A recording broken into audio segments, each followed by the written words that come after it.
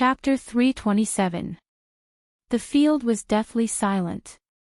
The officers looked at this scene in disbelief. Some of them had thought that Instructor Su's close combat ability would be extremely strong, which was why they had agreed to this kind of challenge. However, they could never have imagined that Hua Xiaoxi, as an expert of the West Woods military district, would not even be able to withstand a single blow from Su Lu. After a series of breezes and drizzles, he was beaten into a stiff stick by Su Lu and fell from the air to the ground. Even if it had been a little longer, the officers would have been able to accept this kind of situation easily. However, they only heard a series of muffled sounds that sounded like raindrops hitting sand. Hua Xiaoxi retreated miserably, and then the instructor kicked. Hua Xiaoxi flew up and fell down. They could see that Instructor Little Su seemed to be using the close combat techniques of the military, but it was extremely different in some aspects, especially the feeling when he attacked. Whether it was extending his elbow, knee, or entering the body, each of his actions was clean and efficient, but also extremely fast. He launched with a flick, retracted with a touch. He did not fully extend, but his speed was displayed to the extreme. This kind of close combat method always made the audience feel that Su Lu was like a girl who did not use his full strength. It was difficult for him to use his full strength, but the effect was exceptionally clear and powerful. The final result was so jaw-dropping. He had knocked down Hua Xiaoxi in a single exchange. This kind of close combat ability was a bit too strong. Looking at Su Lu, who was taking off his sunglasses, the officer's eyes finally began to show some kind of reverence and admiration, and also a bit of coldness. The two officers with cold gazes looked at each other and frowned, as if they felt that this matter was a bit more difficult to handle. Meanwhile, the members of Team 7 at the periphery of the crowd had already stood up from the stone steps by the tree. With complicated gazes, they stared at Su Lu. At this time, they experienced the evaluation that Bai Yulan had once made, and more or less confirmed the fierceness of their future direct superior. Su Lu took off his sunglasses and reached out to pull up Hua Xiaoxi on the ground. Earlier, when he attacked, he did not use even a sliver of the true power in his body. He completely relied on the 10 postures that were soaked into his bones and the battle instincts he had forged over the years. It was not difficult to defeat the opponent, but he did not cause any real damage to the opponent. "If you can beat me one day, you can try using the mecha again," he said with a smile. The thought of not having to get on the mecha to reveal that he was not as strong as Mad Manly made him feel very gratified. Hua Xiaoxi propped up his upper body and spat out a mouthful of sand and sand. He hatefully said, "I underestimated the enemy. Otherwise, I would have been able to hold on a little longer." Soldiers were simple and direct. A loss was a loss. Hua Xiaoxi did not plan on persevering. It was just that he kept feeling that he had been knocked out of his head by the instructor's nagging combat skills. Otherwise, he would have been able to persevere for a while longer. However, as soon as he raised his head, he saw Su Li's extremely sincere smile. His words could not help but stop abruptly.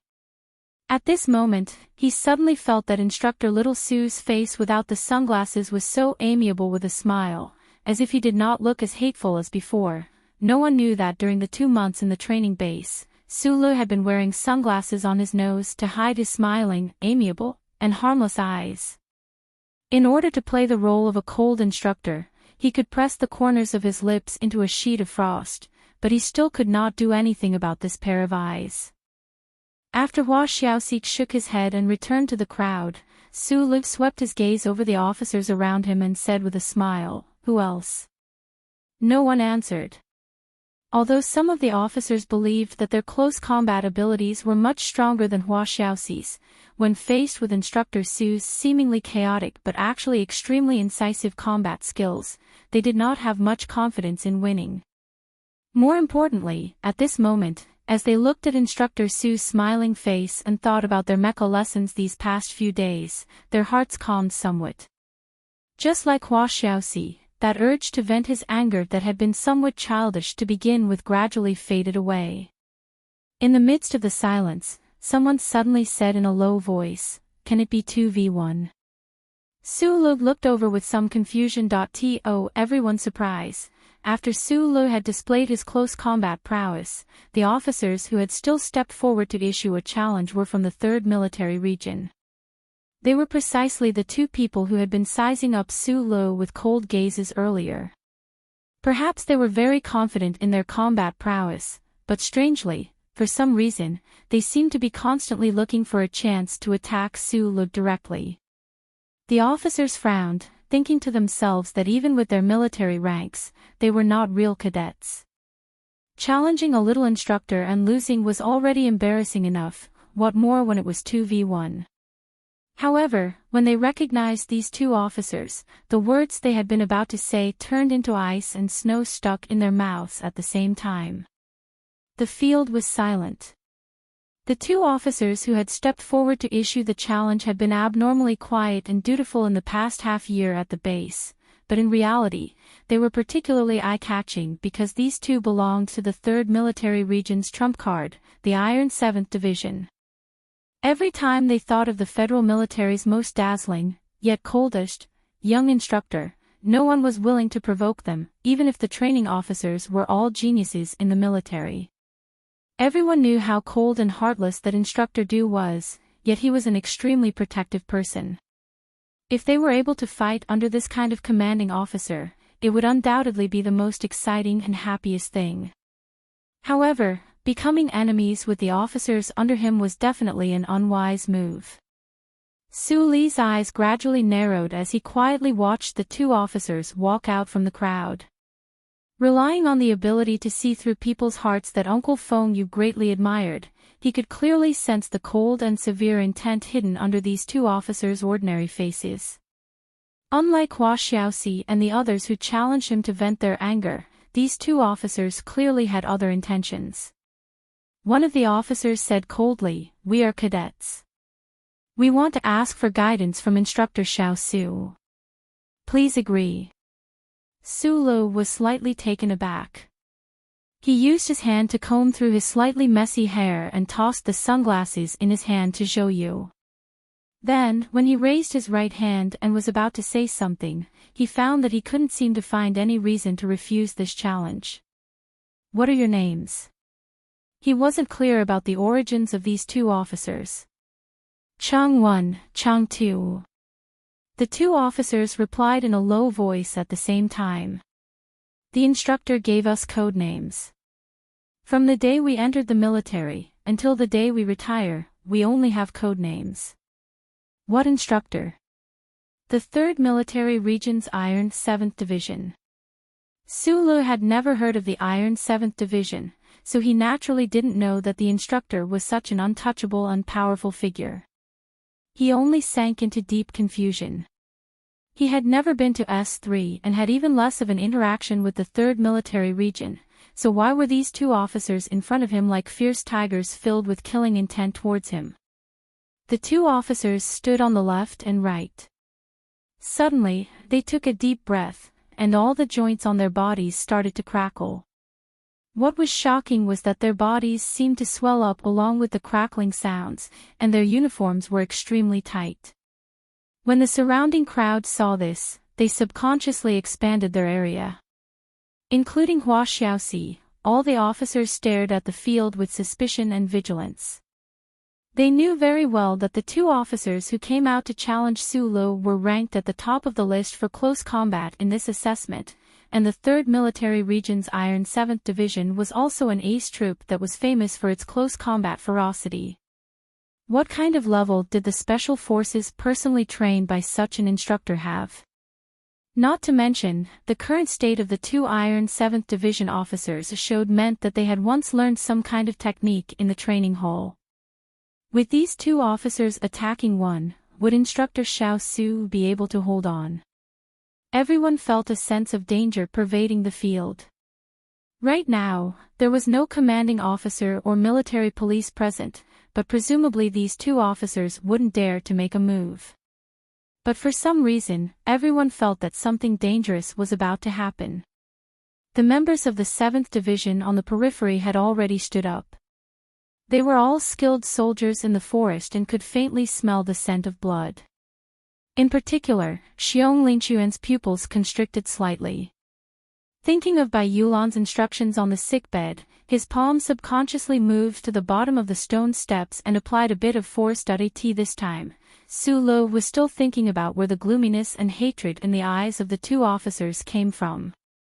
He lowered his head and was silent, his mind wandering. However, before his mind could calm down, a strong wind rushed toward his face.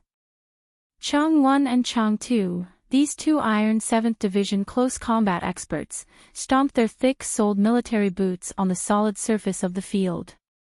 The ground trembled slightly, and 2 wisps of light smoke rose into the air. The two of them were like fierce tigers leaping down from a cliff. In an instant, they closed the distance between them and Su Lo and attacked him, who had his head lowered in thought. One of them punched toward Su Li's chin, while the other moved close to his body and raised his knee to attack the base of his thigh. The attack was extremely ruthless, and the wind whistled as it broke through the air. This might have been a sneak attack, and it might have been somewhat shameless, but with the challenge before them, Su Lo acquiesced. These two officers of the Iron 7th Division would always be able to find some excuse afterward.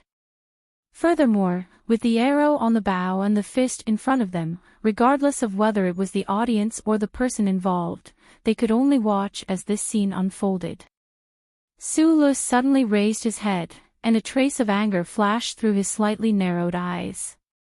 His anger wasn't because of the sinister and vicious attacks of the officers, but because he still didn't understand why they hated him. In a flash, his state of mind was as steady as a rock. Just like in the countless dangerous moments in the past, he calmly took a step forward. His body was like a nail nailed to the ground. At the same time, he flipped his left hand and grabbed Chang 1's wrist, who was attacking his chin. His right leg swung to the right and slapped the inside of Chang 2's knee with the outer edge of his thigh. If he had been dealing with an ordinary person, with the reaction speed and skill he displayed at this moment, this would have been a perfect response. According to the usual development of close-range combat, Su Lo would have closed in on his opponent again and used his iron shoulder to push one of them away. At the same time, his left hand would follow the opponent's elbow joint and stab the other person's armpit. One punch would numb the opponent's blood and make him unable to continue fighting. However, what Su Lo did not expect was that although his left hand grabbed Chang 1's wrist, what his fingertips touched was like an old tree root. In particular, the fine muscles on Chang 1's wrist suddenly tightened and jumped horizontally, like the skin of an old tree root bursting. This made his 3 fingers unable to wedge into the other's muscle fibers. And when he leaned violently to the right, it was like leaning against a thick wall. Not only did he not push the other away, but he also exposed his right rib to Chang 2's attack. Su Lo would never underestimate any of his enemies, but he didn't treat these two officers as irreconcilable enemies. He hadn't used a single vicious move, hadn't mobilized a single strand of the violent power in his body, yet in the end, he had lost the initiative. The two officers of the Iron 7th Division did not let go of this opportunity. A cold light flashed in their eyes as they attacked Su Li's vital points. With 2 muffled sounds, the 3 people on the field quickly blocked a few times. Like 3 shadows, the shadows turned into concrete bodies in an instant. The situation on the field had changed completely. The 2 officers of the 3rd Military Region had broken through Su Li's defense and used the exact same method to get close to him. They grabbed his wrist with one hand and blocked under his armpit with the other, waiting for the right moment to exert force. This was the most vicious close-range combat technique, the anti-joint technique. If these 2 officers were allowed to unleash their full strength, even if Su Li's shoulder joint was still intact, the cartilage in his elbow would definitely shatter into pieces.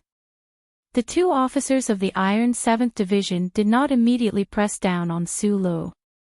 They just maintained this posture, as if they wanted to show the surrounding officers what would happen if Su Lo was defeated. They looked coldly at Su Li's face, who was right in front of them. They were not worried that Su Lo would be able to win because no matter how big the difference in strength between the two sides was, they already had the absolute advantage. Using the simplest lever theory in physics, Su Lo, whose arms were blocked, was unable to exert any force at all. The spectating officers had felt a strange sense of danger when the challenge started. However, when they saw that the two of them had defeated Instructor Xiao Su in one fell swoop, they thought that even though the two of them were Iron 7th Master's Ice Men, they still wouldn't dare to hurt an instructor as students. Thus, they heaved a sigh of relief. Only Xiong Lin Quan, who was standing at the edge of the crowd, had the coldness in his eyes getting deeper and deeper. His 5 fingers that were grabbing onto the stone steps behind him started to exert force. His knuckles turned white, and he was actually able to lift the stone steps that weighed dozens of kilograms by an inch. The atmosphere was very silent, very strange, and very awkward. As an instructor, Su Lo was completely controlled by 2 students. Although he was younger than these officers and had no experience in the military, nor did he have a record of killing people, he was still an instructor. At this moment, he couldn't help but feel a little humiliated. Instructor said that strength is strength when speed is multiplied by strength. The limit of an individual's strength is constant. Chang Yi looked at his face that was close by, and his eyes were full of ridicule and indifference. He said in a lecturing tone, "The faster the speed, the lighter the strength of the punch. You're just playing with fancy moves, but we, the people of the Iron 7th Division, are not as weak as those guys." Both of his arms were blocked, and his joints were restrained. Human physiology and basic physics confirmed that Su Lo was completely restrained, so this Iron 7th Division officer was in the mood to appreciate his failure and ridicule his incompetence. "I admit defeat," Su Lo said directly with a smile. He wasn't obsessed with winning or losing. On the contrary, he was obsessed with the opponent's hatred for him, and he really wanted to know how far the Iron 7th Division officer wanted to go. The officer didn't expect Su Lo to admit defeat so easily. After a slight pause, he said fiercely, "I don't accept. You're an instructor. If we kill you, we'll definitely have to go to military court. But I think if we just break your arms, there shouldn't be too much of a problem." His eyes were cold and ruthless. He said in a low voice, "In close combat, there are often accidental injuries like this, right?" The conversation in the field was very low and fast, so the officers in the crowd didn't hear it at all. They wondered why Instructor Xiao Su still didn't admit defeat. Su Lo was silent for a moment, then lowered his head and said, "Since it's revenge, let me know the reason. Then I'll feel better, right? Park Ji-ho is someone that the Iron 7th Division wants." Chang Yi said coldly, "I'm from the same yard as him." Su Lo raised his head, an indescribable emotion flashing through his eyes. Almost at the same time, the 2 Iron 7th Division officers' eyes flashed fiercely. Their muscles tightened, and they clamped their arms around his elbow joint, pressing down hard. Not all the people in the crowd were combat experts, but as outstanding officers that the Federation focused on grooming, they definitely had a sharp and accurate eye. When the 2 Iron 7th Division officers lowered their shoulders and crossed their legs, at least half of the people in the crowd could see what they were going to do next. It was just a very common camp challenge. The winner was already decided, but who would have thought that it wasn't over yet? In these past 2 months, the officers had hated MX Mecha class to the core. However, after passing the assessment, they no longer hated Instructor Little Su for wearing sunglasses and pretending to be cool. Deeply educated in discipline and self-control, they knew very well that upholding the original challenge agreement today was more of a tradition of steel in the military camp. In some ways, this was just a game between men. But these two people from the Iron 7th Division were actually going to break Instructor Xiao Su's arm in front of everyone on the field. Could it be that the soldiers raised by Commander Du of the Iron 7th Division were so cold and cruel that they weren't even afraid of the military law? Or could it be that because they had the Iron 7th Division as their backing, they didn't care about the military law at all? In the midst of the shock, Lan Xiaolong and Zhou Yu's expressions changed drastically, and they immediately started to move. But there was one person who reacted faster than them. Outside the crowd, there was a crisp sound as the stone steps were lifted up by someone. Xiong Linquan roared as he held the heavy concrete steps with both hands. Like a deity, he shook the crowd and rushed over before the other two. He valiantly smashed the stone steps down. With a muffled boom, the heavy concrete steps smashed into the ground, creating a crater. In the blink of an eye, the stone steps, which weighed who knew how many kilograms, were shattered by the huge force. Debris flew everywhere, and dust flew everywhere. However, Xiong Linquan, who had rushed over like a god, spread out his hands and stared blankly at where the stone steps had landed. He blinked in shock, and didn't feel that the web between his thumb and index finger had been split open and was bleeding. There was a suffocating silence in the field, because his thunderous attack missed. 3 meters before the stone steps landed, the three people who were tangled up with each other still maintained their previous postures, as if they hadn't moved at all. The only reason they were able to dodge this terrifying attack was because at the last moment, someone still had the strength to force the other two people to take 3 steps back. There was only one person who could do this. The pupils of the 2 Iron 7th Division officers shrank as they stared at Su Li's face in horror. When they attacked with all their might, they found that Su Li's arm didn't break as they had imagined. It didn't even bend. This completely violated the physiological structure and physics of the human body. Su Li's arm seemed to be cast from iron. Su Li's eyes were unusually bright. He looked at them and said sincerely, "After you get out of the hospital, tell your teacher that his reasoning is bullshit to me. I'm fast enough, and I'm strong enough." Chapter 328. Xiong Linquan smashed down the stone stairs. Su Lu, whose arms were restrained, dragged the 2 officers of the Iron 7th Division back a few steps in a flash.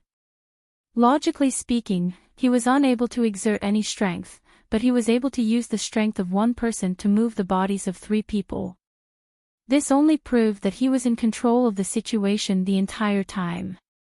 It was only now that the 2 officers of the Iron 7th Division knew that they had encountered a real iron plate. In the previous fight between Su Lu and Hua Xiaoxi, he had only displayed the most accurate and fast aspects of close-range combat. His true strength had been hidden the entire time. With a single misjudgment, the 2 officers immediately fell into a predicament. They had already pressed down on Su Li's elbow joint with all their strength, but it had no effect at all. It was like 2 insects wailing and waving their chelicerae, but they couldn't leave a single mark on a thick iron rod. Su Li's tone was very normal. He was indeed very strong. He had trained with Uncle Fengyu for so many years. After coming to the capital ring, other than Mad Manly, he had never met anyone who could face him head-on. The ruthless anti-joint technique was completely ineffective. The 2 officers of the Iron 7th Division had a flash of fear in their eyes.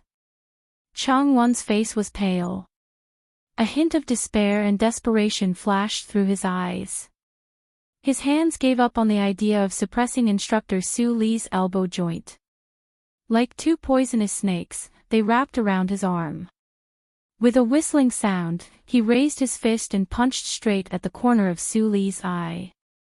At this moment, he still hadn't given up and used a ruthless move that was enough to kill. Previously, Su Li's fingers had been repelled by the muscles on Chang Won's wrist.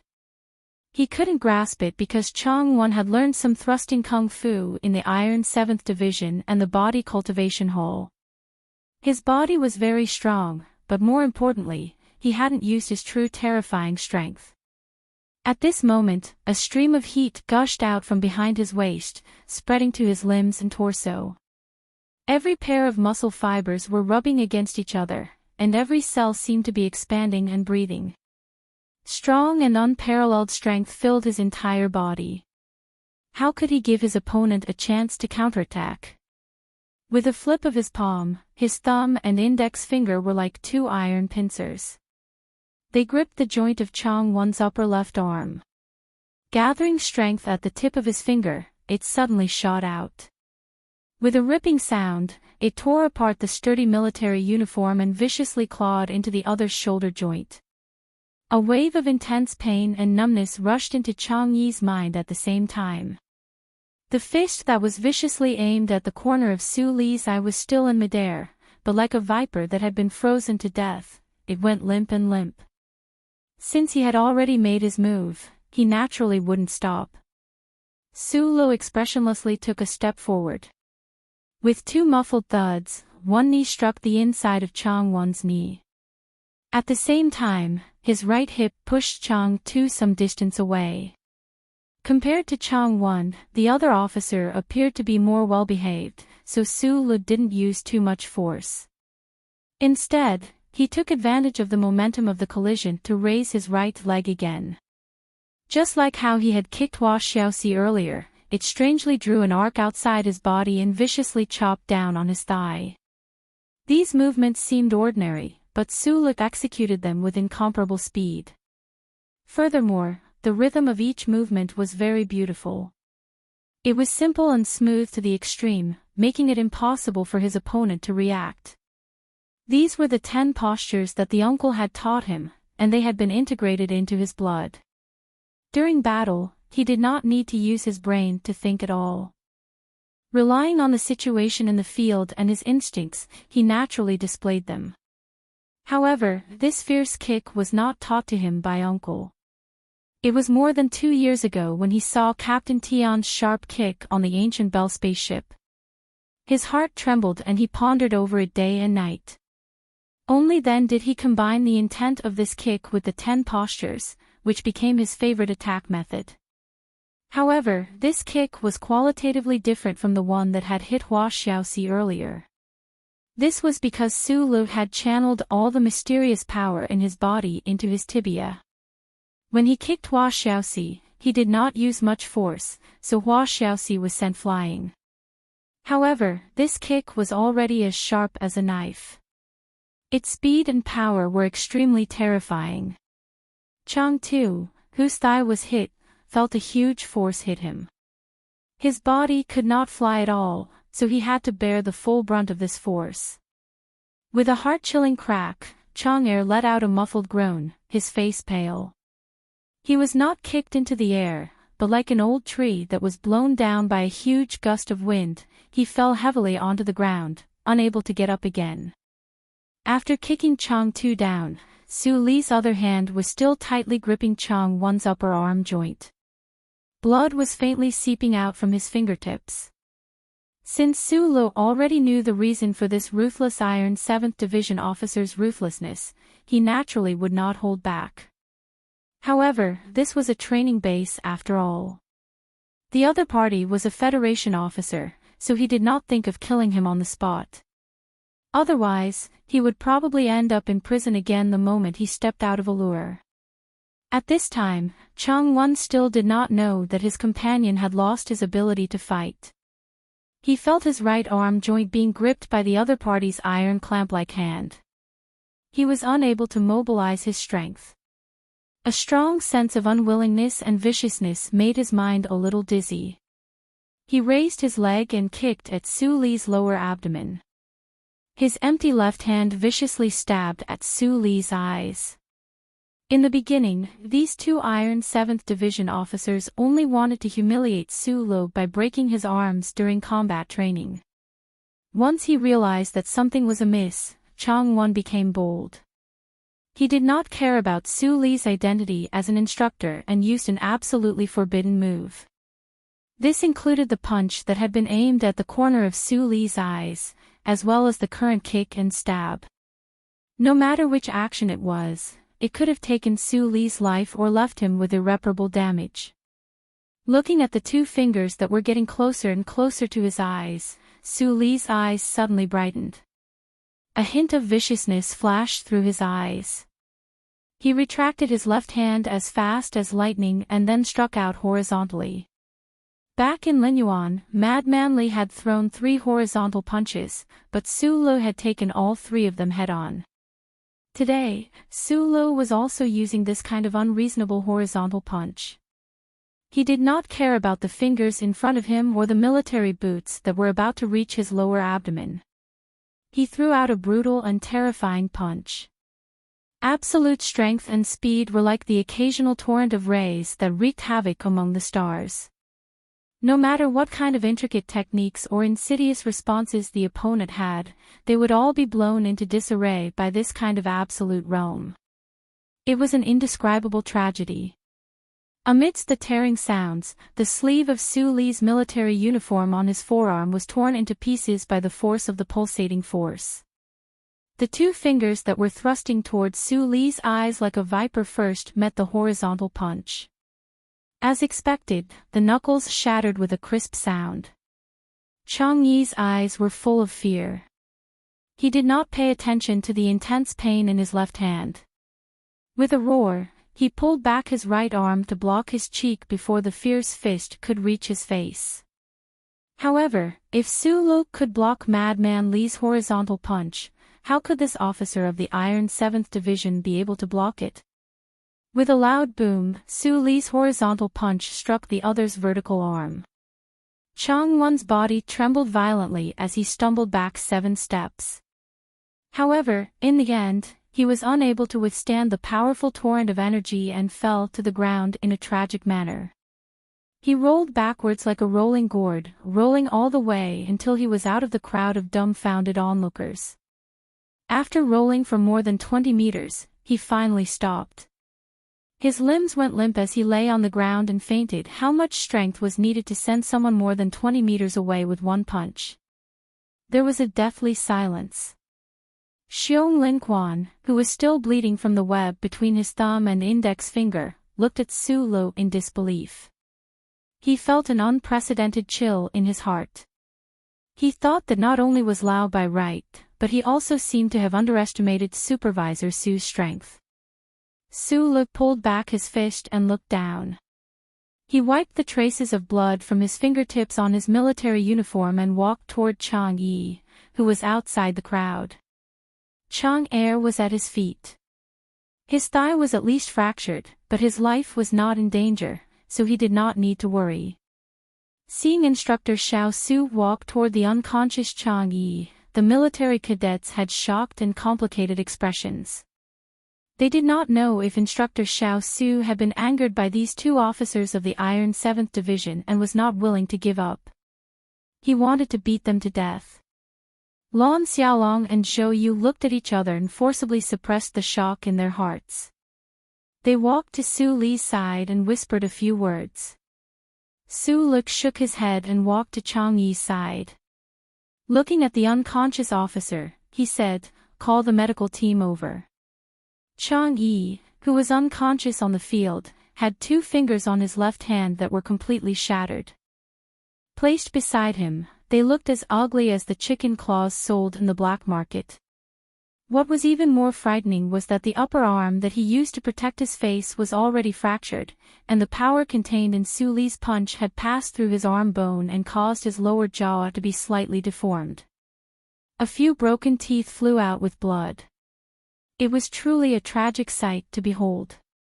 This triggered Su Li's ruthless state of mind. Even though he had tried his best to protect his face, it was a pity that his face, which could not be considered handsome, could not be preserved. Fortunately, the medical and logistical support in the training base was very strong, so he probably would not die just like that. The fight on the field naturally caused a huge uproar in the training base. The 2 officers, who had passed all the examinations and were about to participate in the graduation drill, had been beaten by their instructors in school. One of them had a fractured thigh bone, while the other was seriously injured and unconscious. No matter what, this was a major incident that required investigation. The National Defense Department authorized the base to conduct an independent investigation. The base's investigation naturally would not pay attention to the fight between instructor Su and Hua Xiaoxi.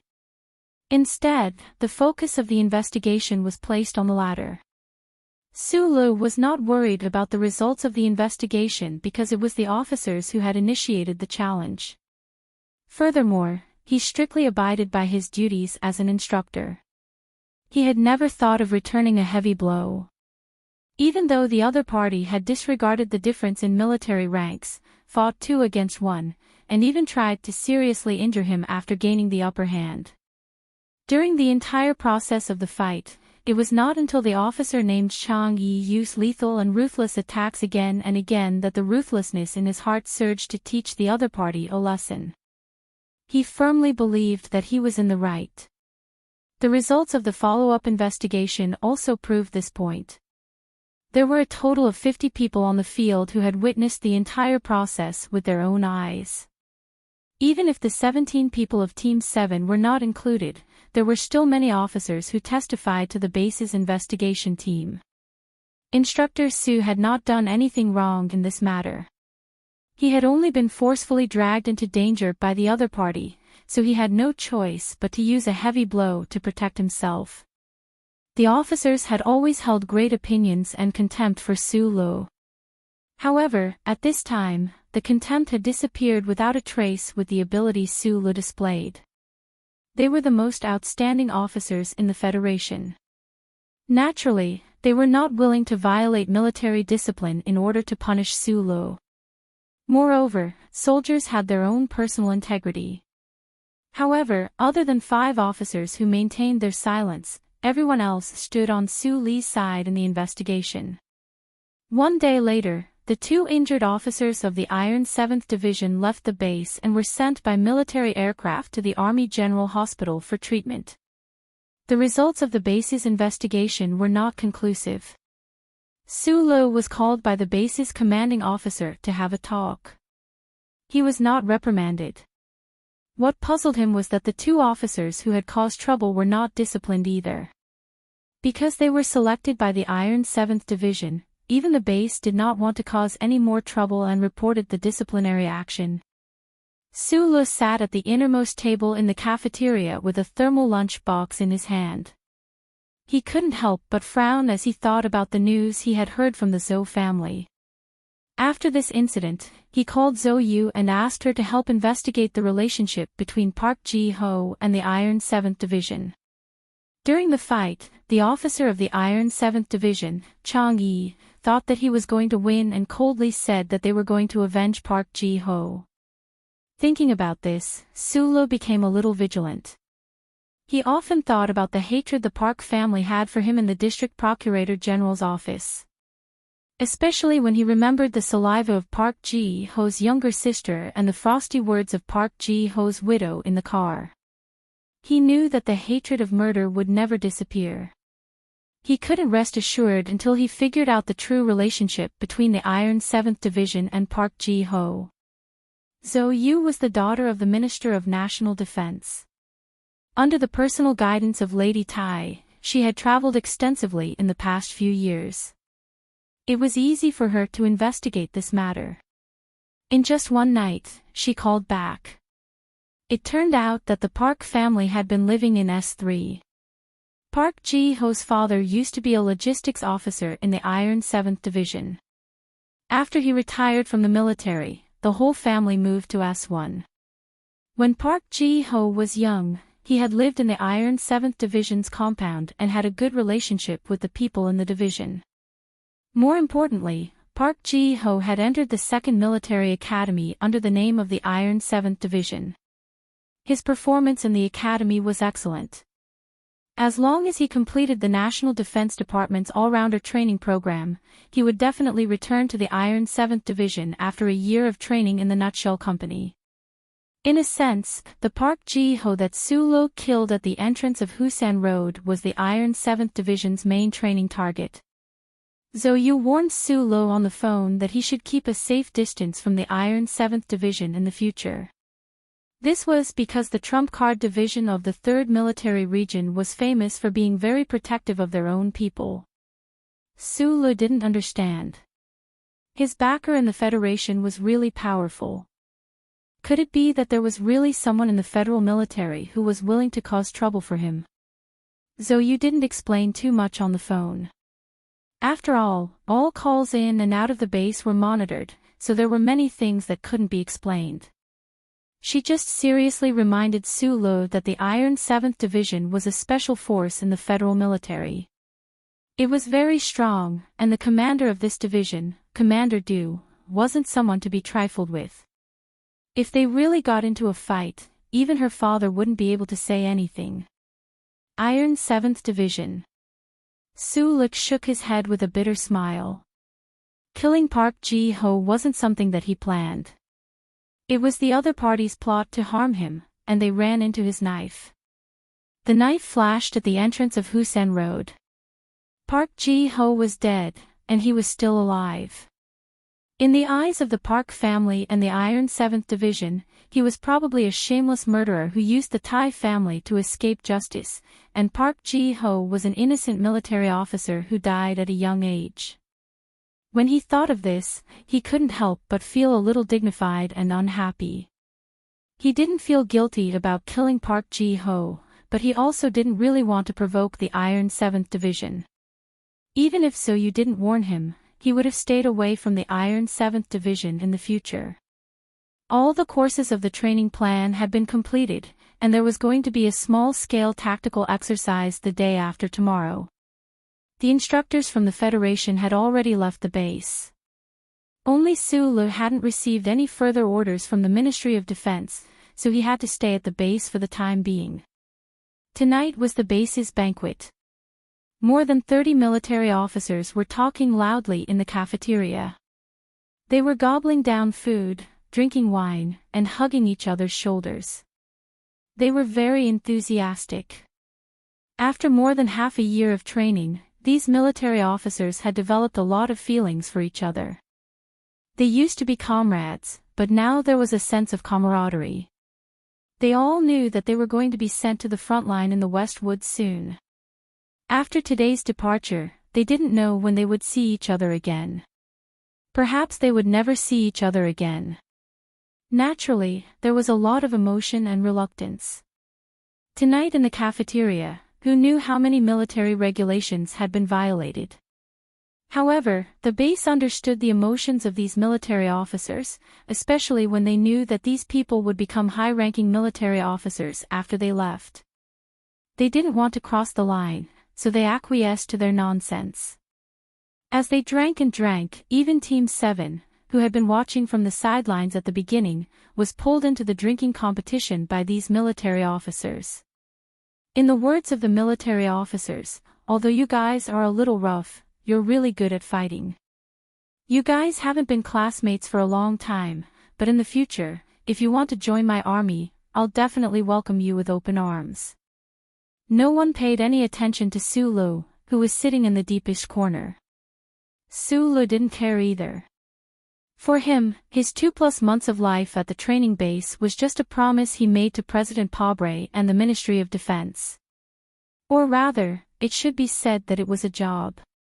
He ate by himself with the lunchbox in his hand.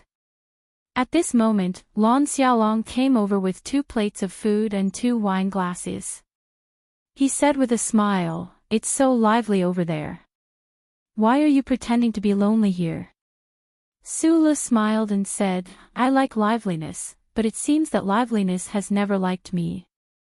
Lon Xiaolong thought for a moment and asked, "What are you thinking about?" "I'm thinking about that Iron 7th Division." Su-lu was silent for a moment and said, "I've offended this teacher too much this time. I'll have to stay away from him in the future." Lon Xiaolong poured him a glass of wine and said, "Let me tell you a piece of bad news. At the graduation ceremony the day after tomorrow, the headquarters of these military officers will send people to pick them up.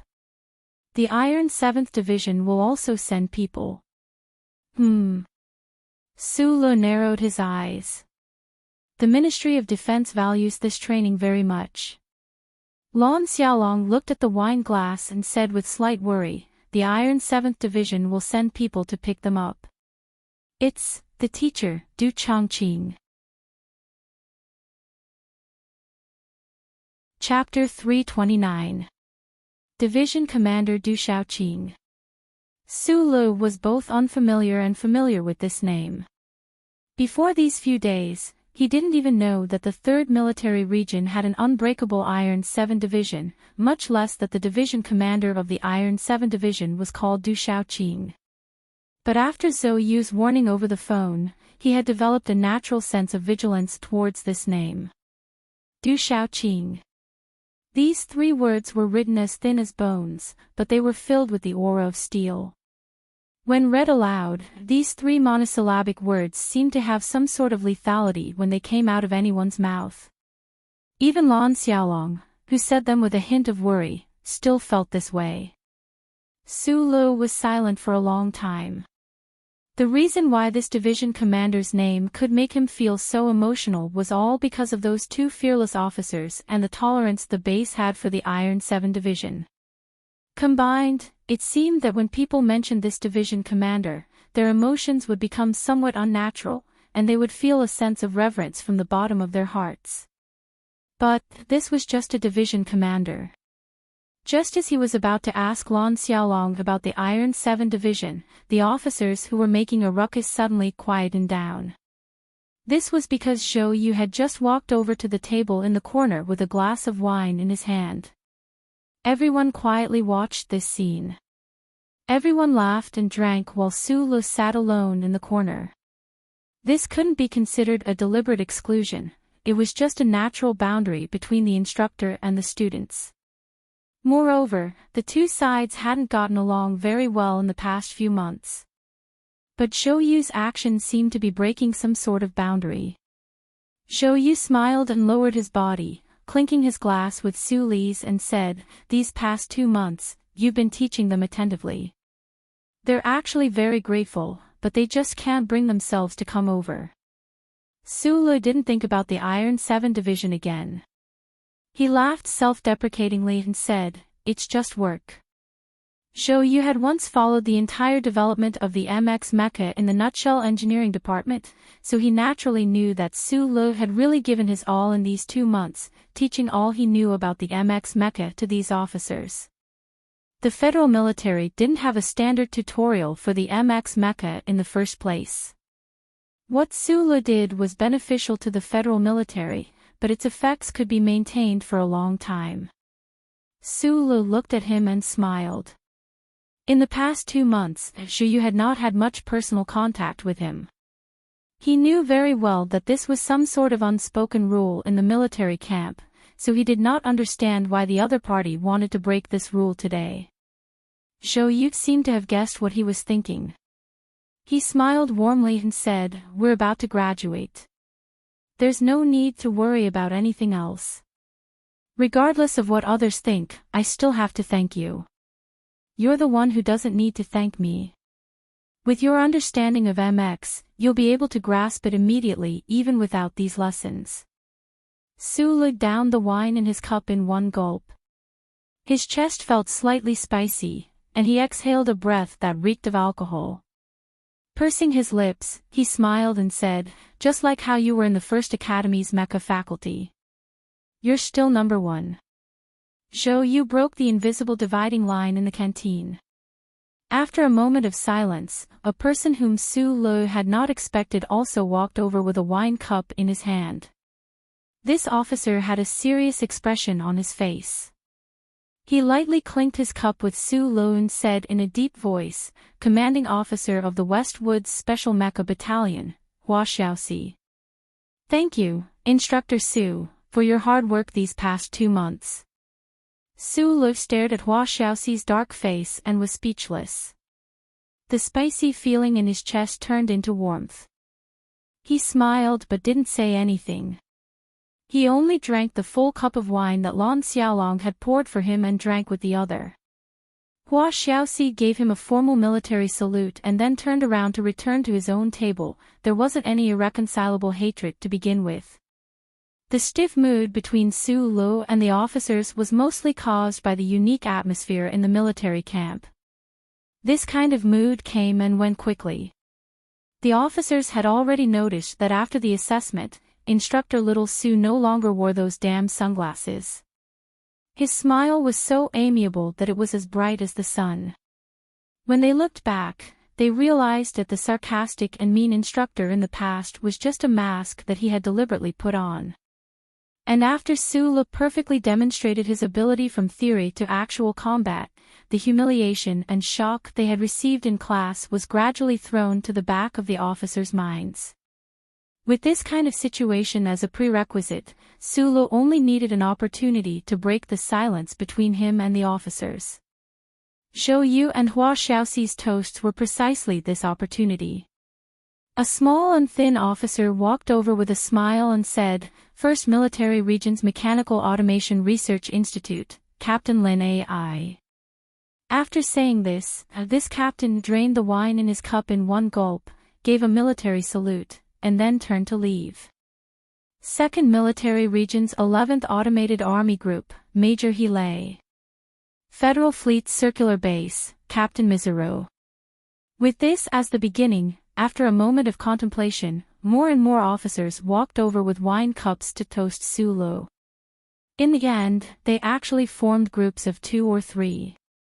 There was an endless stream of people who came and went to toast. Other than the solemn and formal introductions of the troops and military ranks they belonged to, during the process of toasting, Su Lo and the officers were silent. They didn't say a word, but their eyes were filled with smiles. Su Li's eyes were smiling like 2 crescent moons. Their gazes met, and there was an indescribable tacit understanding. Lon Xiaolong smiled as he poured wine for Su Lo. His cup was never empty. After a round of toasting, the 2 bottles of strong wine he had brought over had long been finished. The crowd around the table gradually dispersed. Lon Xiaolong looked at the gradually intoxicated Su Lo and couldn't help but sigh in praise. Wine doesn't make one drunk, but one gets drunk. The friendship between teacher and student, the relationship between teacher and student, you've taught so many future cornerstones of the Federation. In the future, on the battlefield, just how abundant of a capital will this be? It was unknown what kind of emotion it was, but it made Su Lo feel that the cafeteria was filled with a solemn and warm feeling. He drank close to 2 gin of strong wine, and his drunkenness had long entered his brain. He narrowed his eyes and looked at those officers who were at the peak of their lives. He thought that perhaps in a few more days, they would follow their respective troops to the front lines. In the battle against the Empire's invaders, they would spill their hot blood in exchange for the peace of the Federation's people. These faces, whether fat or thin, beautiful or ugly, perhaps would never be seen again in the future. With this thought, hot blood poured into his chest. If it were someone else, perhaps at this moment, they would have slammed the table, stood up, and gathered the officers in front of them. They would loudly and powerfully speak about youth, hot-bloodedness, and sacrifice. However, Su Lo was just Su Lo. He couldn't do this kind of thing. He remained silent as usual. He narrowed his eyes and looked at those officers. He put the bottle to his mouth and drank the remaining wine in the bottle in one gulp. His chest wasn't carefree, but at least it was somewhat satisfying. However, there were still 5 officers in the cafeteria. They sat silently at their small tables. They didn't take advantage of the alcohol to play with those officers, pour out their hearts, or curse the Empire's dogs. Instead, they coldly watched all of this. Lon Xiaolong stared in that direction. He moved close to Su Li's ear and said softly, "The 5 officers who didn't toast are all from the Iron 7th Division."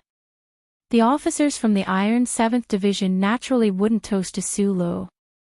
However, whether it was because of the Iron 7th Division's strict discipline or some other reason, the 5 officers at the table didn't even pay attention to the other officers. It was a bit strange in the cafeteria. What shocked Su Lo wasn't this strange atmosphere, but Lon Xiaolong's reminder. He originally thought that the Iron 7th Division only sent 2 officers to the base for training. At this time, he had already beaten them to the Army General Hospital. He didn't expect that there were actually 5 officers from the Iron 7th Division in the base. The Federation specially organized an anti-terrorism exercise and carefully selected 30 officers to participate in this secret training. It was hoped that these people would be able to independently support a side of the war in the future. However, just the Iron 7th Division alone took up 7 of the spots. How many divisions were there in the federal military? The Iron 7th Division alone took up 1/5 of the quota. Su Li's heart was filled with endless shock. What kind of division was this? How strong was the training level and military quality of this division to be able to achieve such shocking results? To be able to train such a division. What kind of person was Du Shaoqing? Thinking about the matter between himself and the Iron 7th Division, and how he had just destroyed 2 officers from the Iron 7th Division who had limitless futures, Su Li's drunkenness actually subsided a little. His eyes were still bright, but he narrowed them even more. Lan Xiaolong saw his mood and asked with a frown, "You don't know about the Iron 7th Division?" Su Li shook his head. When Lan Xiaolong realized that he was not a real soldier, he showed a look of understanding. From Lan Xiaolong's description, Su Li learned about the shocking history and exceptionally strange current situation of the Iron 7th Division. The 7th Mechanic Division of the 3rd Military Region, during the Second Defensive War of the Federation, ushered in a bloody battle at the Huiming Corridor in the West Woods. Facing 3 reorganized brigades of the Empire, the division alone completed an unbelievable mission on administrative planet 5460, which bought precious time for the Federation's main forces to surround the Empire. However, the 7th Division paid a huge price for this, suffering heavy casualties and losing a large number of people. It could be said that the entire division was buried in that planet filled with blood and smoke. During the post-war reorganization, the 7th Division, whose division commander and company commander all died on the battlefield, almost had its designation revoked. However, at this time, the Federation's news channel broadcasted a tragic video recording of the Iron 7th Division sniper attack. This caused a huge uproar within the Federation. The Veteran Association, which had already begun to show its power at that time, organized an angry demonstration that directly surrounded the Parliament Hill and the President's residence. Under this kind of pressure, the federal military had no choice but to withdraw the order to revoke the 7th Division's designation. Instead, they announced that they had begun to rebuild the division. Whether it was equipment or personnel, they allocated to the 7th Division according to the status of an absolute ace. They also gave the Mechanic Division the title of Iron 7th Division. The glory of the Iron 7th Division spread throughout the universe until the god of war, Li Bofu, left his division. Only then did the 1st Military Region 17th Armored Division completely overwhelm the Iron 7th Division, establishing its position as the Federation's #1 division. The once glorious Iron 7th Division, due to certain reasons, gradually disappeared from the Federation's people's memories. Why is that? Su Li held the beer bottle tightly and listened to Lan Xiaolong's narration seriously. His mood fluctuated along with the bloody history of the Iron 7th Division. His vigilance and resistance toward the name Iron 7th Division gradually turned into a trace of disappointment. There are many theories, most of which are related to the evaluation of Battle 5460. Many big shots in the military have always had doubts about the process of that battle. Later, due to the pressure of public opinion, they rebuilt the division, but they didn't want to pay attention to it anymore. It seems to be a scar on our history. Lan Xiaolong said faintly, those big shots are long dead. No one knows the truth of history. However, just as the Iron 7th Division was stationed in S3 for decades and was so lonely that only the name of the Iron 7th Division remained, Du Shaoqing, who had graduated from the 1st Academy, came to this forgotten corner.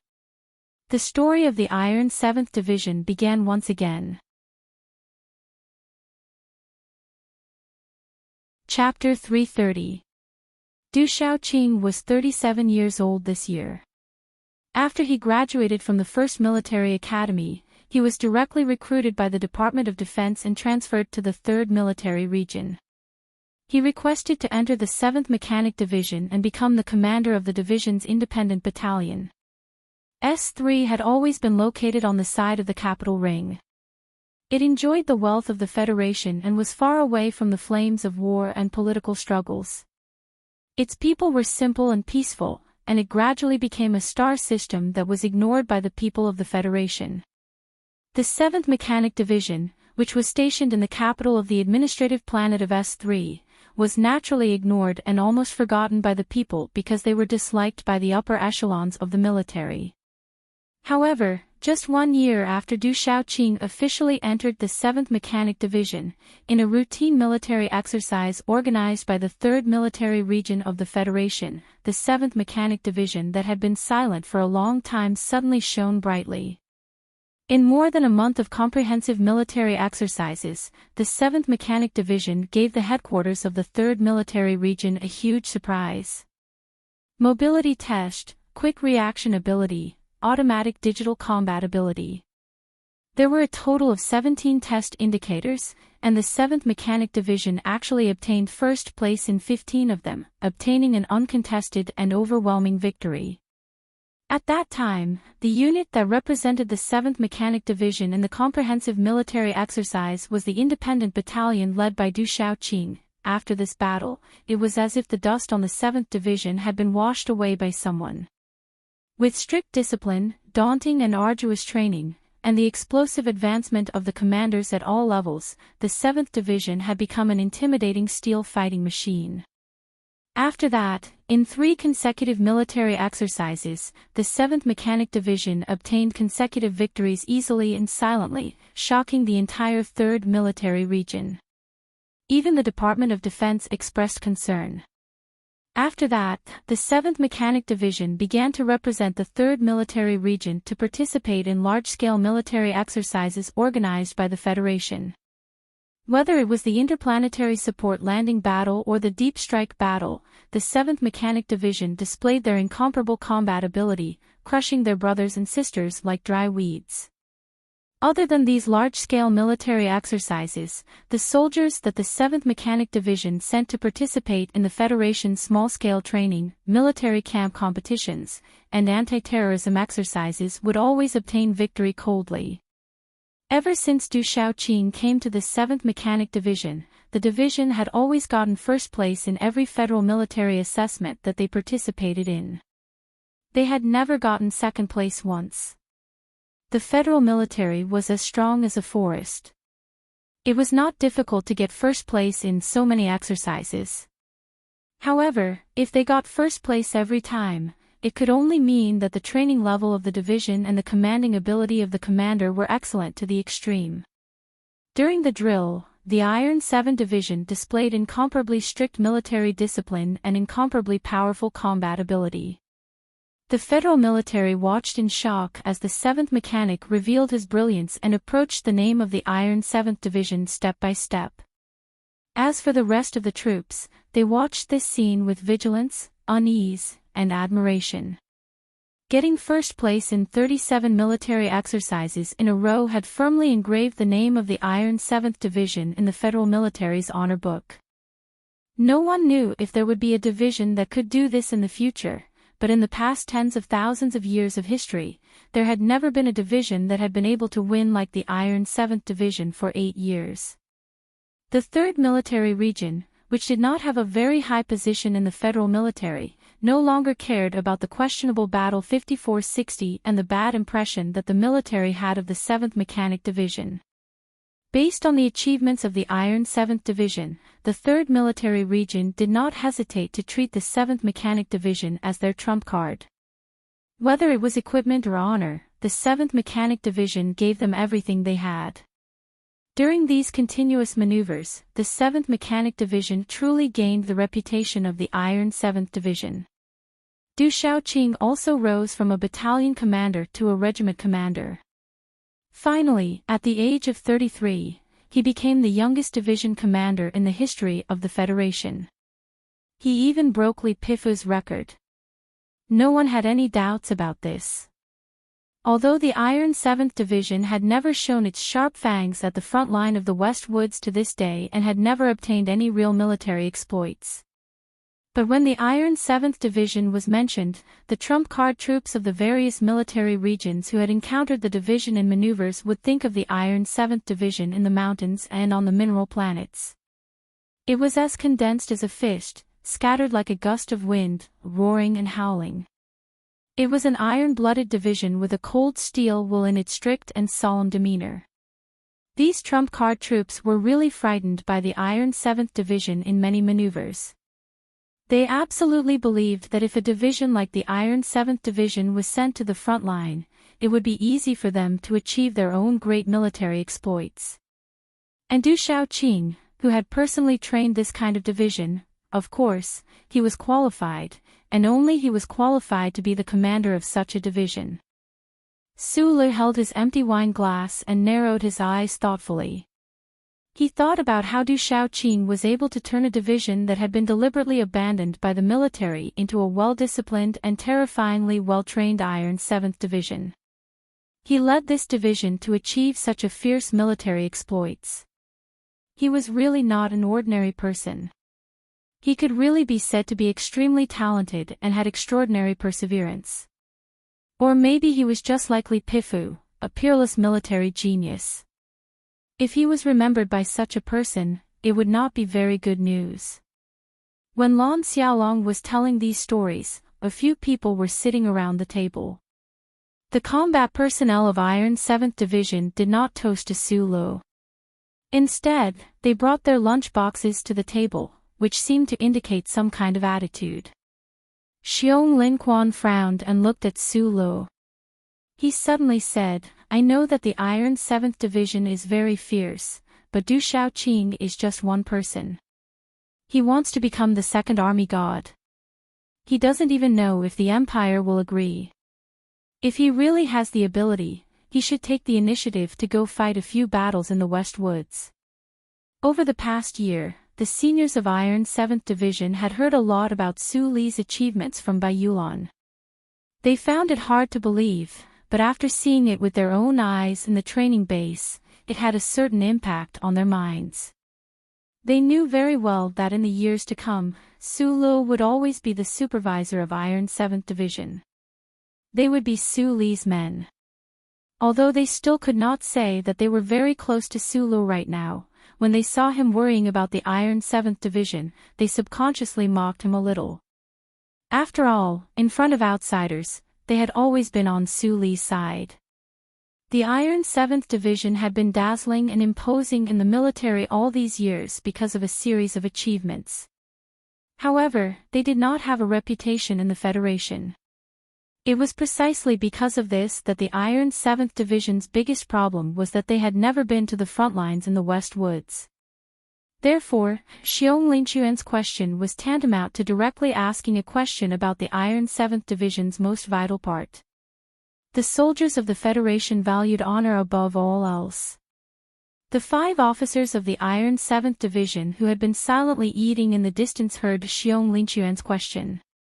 A hint of anger flashed across their cold faces. One of the officers suddenly stood up and angrily rebuked Su Li's table. "My division commander has written a letter in blood requesting to fight 103 times. Who dares to say that my division doesn't dare to fight?" Hearing this powerful and resonant sentence, the people at Su Li's table fell silent. Xiong Linquan opened his mouth, but in the end, he did not retort. After all, this involved the most important issue of a division's reputation. Instead, it was Lan Xiaolong who said with a smile, "Don't tell me that the soldiers under Division Commander Du are all like your 2 colleagues who were carried away. From the looks of it, Division Commander Du is just a so-so." The officer who had stood up to debate for the Iron 7 Division had a frosty expression on his face as he said in a cold voice, "Division Commander Shaoqing graduated first from the First Affiliated High School of the capital First Affiliated High School, entered the 1st Military Academy first, and graduated first from the 1st Military Academy first, a member of the Federation's Trinity Association, the youngest division commander in the Federation. If this is all there is to it, then who can bring it out to compare? This officer's voice was very cold, but there was a hint of fanaticism in it. The indifference was directed at Su Li's table, but the fanaticism showed the admiration and reverence that the Iron 7th Division officers had for this division commander. The best high school in the Federation was the Capital University Affiliated High School, and the most difficult school to get into was the 1st Military Academy. The Federation had a population of more than 10 billion, and these two most prestigious schools had gathered countless geniuses and elites. Previously, when this officer repeated Du Shaoqing's resume, this division commander had actually gotten first place 3 times in a row.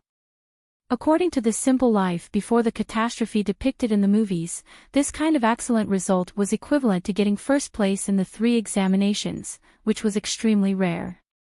The Trinity Association's history was exactly like this. Until today, there were only a dozen members of the Federation's Trinity Association, and most of them were already old men. It was no wonder that when this officer talked about his teacher, his back was ramrod straight and his face was full of pride. Hearing this, Su Li's table was shocked into silence, thinking that Du Shaoqing's resume was really a mess. Even Lan Xiaolong's lips curled into a cold smile, but he didn't say anything, because he really couldn't find a loophole to attack this impeccable division commander.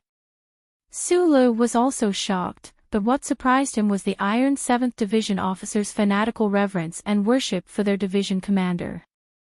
Based on his rough understanding, he always felt that this kind of situation in the military wasn't a good thing. The Iron 7th Division officers' eyes were as cold as ice, but this kind of calm that was about to freeze represented their pride and glory. Although they didn't show any contempt or disdain, they made the people standing opposite them feel a sense of pressure and displeasure. Su Li had drunk a lot tonight, so he was a little excited. Feeling the coldness and disdain of the Iron 7th Division officers, he shook his head and said, "I happen to know 2 people who are qualified to enter the Trinity Association. One of them is now a secretary, and the other one is in prison." He smiled, looked up at the officer, and said, "So this doesn't mean anything. I think your division commander doesn't want you to talk about his childhood every day." The officer's expression stiffened, and when he was about to say something, Su Li said seriously, "If you don't believe me, you can ask around and see if I'm lying." The 2 people he was talking about were Secretary Xin Li and Shi Qinghai from the back mountain of Macho. One was the person in charge of the Tai family, and the other was the person who had manipulated the presidential election and assassinated Macklin. It was not a disgrace to Du Shaoqing's status as a teacher. However, he only said that one was a secretary, and the other was in prison. This made the people of the Iron 7 Division very angry. The 5 Iron 7th Division officers realized that Instructor Su didn't seem to be lying. After a moment of silence, they saluted and left the busy cafeteria. Su Li looked at the 5 officers, who didn't fit in with the surrounding environment, and couldn't help but frown. Lan Xiaolong asked, "Is what you said true?" Su Li paused for a moment before he realized that he was asking about Secretary Shen and Mr. Shi. He smiled and said, "Of course it's true. I rarely lie." Chapter 331.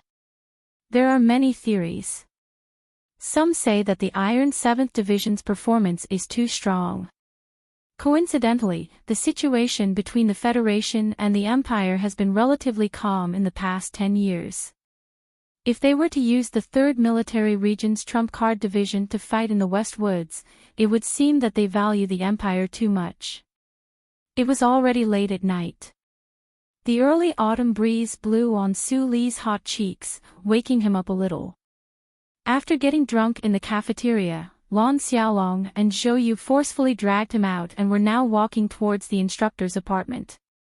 Lan Xiaolong shrugged, but this habitual action almost made Su Li vomit. He heard the major of the 83-84 mocking, trump card division. The war god set the strategy of fighting in the West Woods years ago in order to maintain the combat effectiveness of the army in a relatively calm environment. The trump card divisions of the 4 military regions, the Iron Army, which one of them isn't yelling and rushing to the West Woods? Why don't I see the Department of Defense keeping them as a last resort?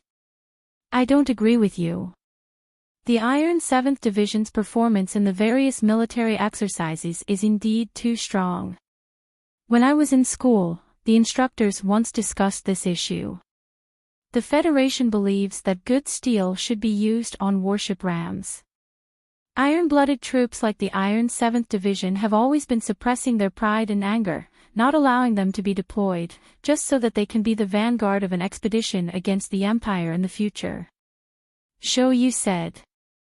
He had graduated from the first military academy, so the discussion of those professors and lecturers made some sense.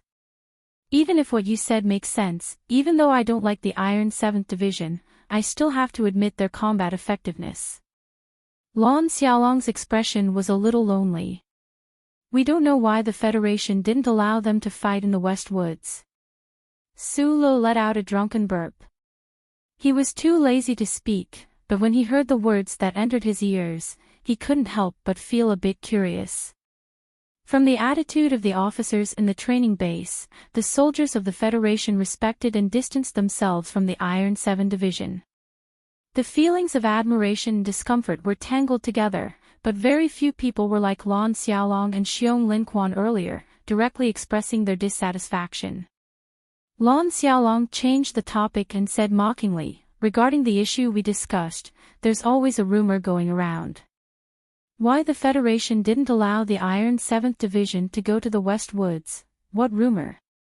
Commander Zhong of the West Woods Military District. Lan Xiaolong smiled mysteriously and said, he used to be a classmate of Du Shaoqing, but I heard that Commander Zhong hated this person so much that he directly flipped out to the Ministry of Defense and firmly refused to allow the Iron 7th Division to fight in the West Woods.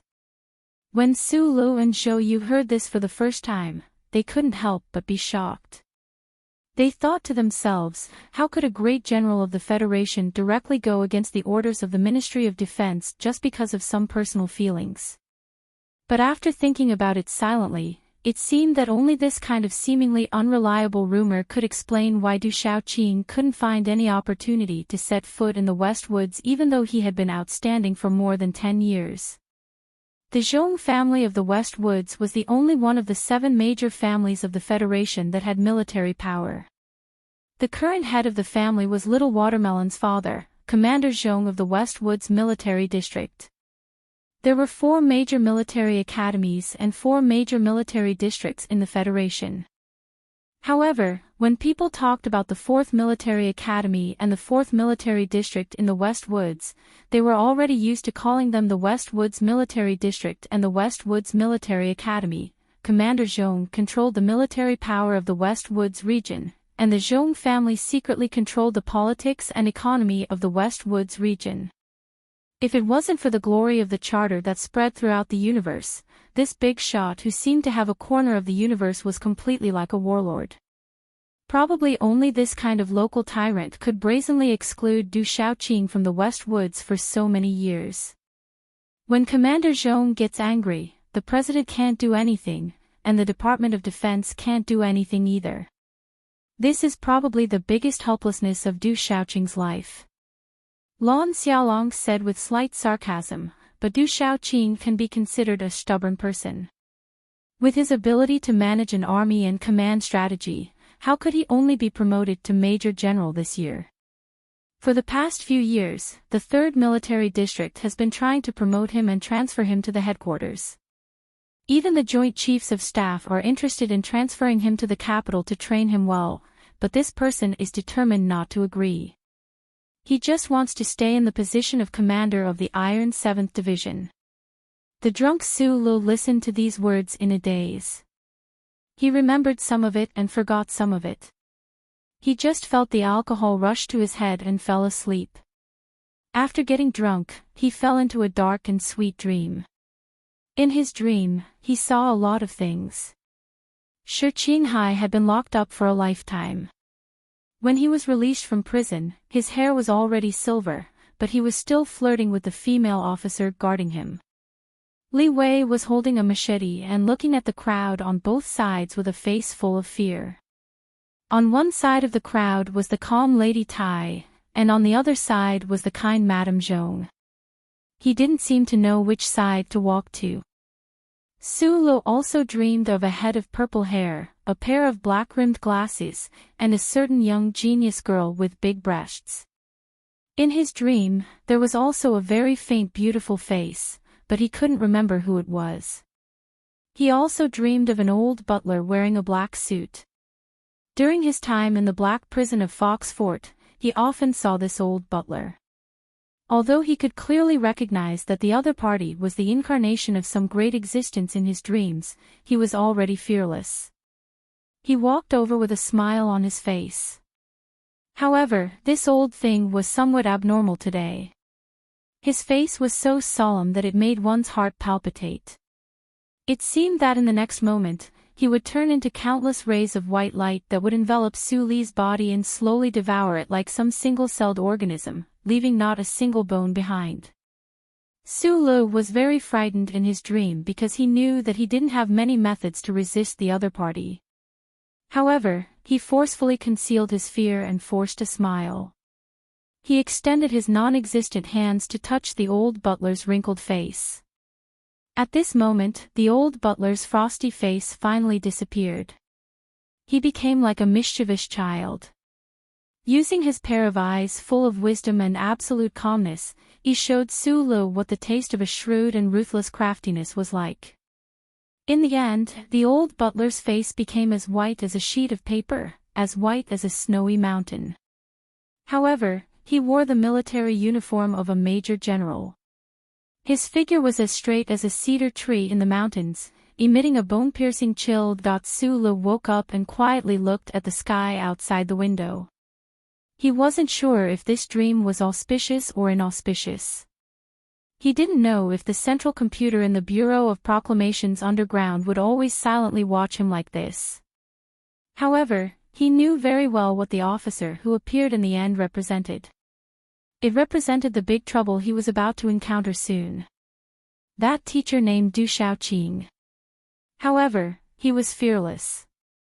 After experiencing so many trials and storms, it would probably be difficult for even the most outstanding figure in the Federation to disturb his state of mind.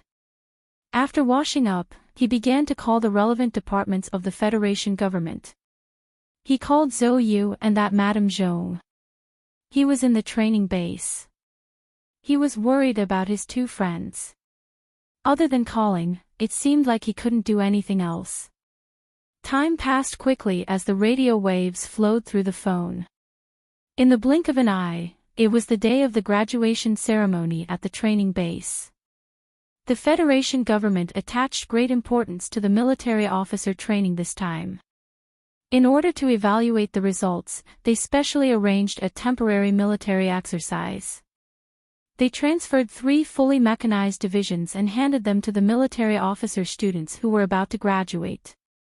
This allowed them to demonstrate their combat ability in all aspects. On this day, there were specks of yellow in the lush mountains behind them. With the feeling of autumn, they welcomed countless important figures and Federation soldiers who had come from afar. All kinds of military spaceships and planes arrived with a roar. Accompanied by a dense group of combat helicopters, they landed on a special airport. For a moment, military flags fluttered, military songs resonated, and the sound of footsteps rang out. Countless military officers from the departments directly under the Ministry of Defense and various military regions came to watch the ceremony. Su Lu and the members of Team 7 stood in the shade to the side of the rostrum. Looking at the high-ranking military officers on the rostrum, they were surprised to see a lieutenant general and several major generals. The military exercise officially began. The holographic screen on the rostrum, with the help of the Bureau of Proclamation, accurately displayed the situation of the military exercise in the mountains and the fields. The purpose of this military exercise was to show the results of the training, so the higher-ups of the federal military were not nervous. They even took advantage of the time when the military exercise was advancing to the designated area to receive all the military officers who participated in the training. Su Lu was naturally among those who were received. What made Team 7 and the rest of the military officers extremely shocked was that the lieutenant general on the rostrum, who was also the deputy commander of the 1st Military Region, was incomparably friendly when he personally received Su Lu. Even the major generals behind him were sincerely encouraging him with warm words. Su Lu himself knew the reason, so he could naturally guard his heart and not show a trace of arrogance. In fact, he had nothing to be proud of. What made him vigilant was that except for Lieutenant General Yi, the other high-ranking military officers looked at him with admiration in their eyes. There was also a trace of extremely complicated and strange emotions. The military god left Philadelphia for the first time in order to enter the military prison of Qingqing to see this young man. This matter was not a secret among the higher-ups of the federal military, and the military officers on the rostrum were all very clear about this. They knew that Su Lu was a person with a strong backer, but they also knew that there was some trouble between him and the Iron 7th Division. They were all very curious about what would happen when Su Lu and teacher Du Xiaoqing, who was as cold as ice, met at the graduation ceremony. Su Lu received the order of commendation from the military officers and returned to the team under the shade of the trees. Lan Xiaolong, who had been standing behind him, said softly, Du Xiaoqing is here, but he has never liked to show his face in public. Today, he is mainly here to pick up his own soldiers. I will tell you when I recognize them. Su Lu shook his head, put his hands behind his back, and quietly watched the situation on the holographic screen. His smiling face was extremely calm, but his heart began to become vigilant because he felt a pair of emotionless eyes looking at him. Behind the rostrum, a major general slowly retracted his gaze and stood indifferently with his hands behind his back. Stars shone on the shoulders of his well-ironed military uniform. This person wore a pair of black leather gloves and polished military boots. His posture was extremely tall and straight, and his standing posture did not deviate an inch. The details were impeccable. However, whether it was the stars on his shoulder or the reflection of his gloves and military boots, nothing could hide the brilliance of this person's body. This middle-aged general's eyebrows were like unsheathed swords, but they were slightly covered by the shadow of the standard military cap. His whole body exuded a sense of perseverance and calmness, not like an iceberg, but like a cedar tree on an iceberg. In this noisy drill ground, there was a great sense of transcendence. Such a person was naturally Du Xiaoqing. Chapter 332. Du Xiaoqing, the youngest commander in the history of the Federation, the famous general of a generation who had infinite expectations placed on him by the military, stood meticulously in an inconspicuous corner of the rostrum, but he attracted the attention of most people. Since ancient times, all famous generals had fought bravely on the battlefield. Without mountains of bones, fireworks like death rays, and without actual battle achievements, who could be called a famous general? However, Du Xiaoqing successfully overturned this rule. In the past 10 years, Du Xiaoqing and his Iron 7 Division had never set foot on the front lines of the West Woods. However, in countless military exercises, Du Xiaoqing and his Iron 7 Division had perfectly demonstrated their powerful combat ability and commanding wisdom, vividly displaying their unique and fierce characteristics. The strategic advisors of the federal military and the major military academies, on the other hand, highly praised his military command theories. They acknowledged that he was the first general in the military who could perfectly combine macro-strategic intentions with specific tactical deductions after the military god Li Bofu. Du Xiaoqing, who had never failed in his military career, and whose art of commanding had been written into the teaching materials of the military academy, was certainly a famous general of a generation. Unfortunately, the biggest flaw of being a famous general was that he didn't have the opportunity to be stained with the blood of the people of the Imperium and the dust of the West Woods. This was definitely the biggest regret of Du Shaoqing's life, and also his goal. However, there was still a lot of time left for him.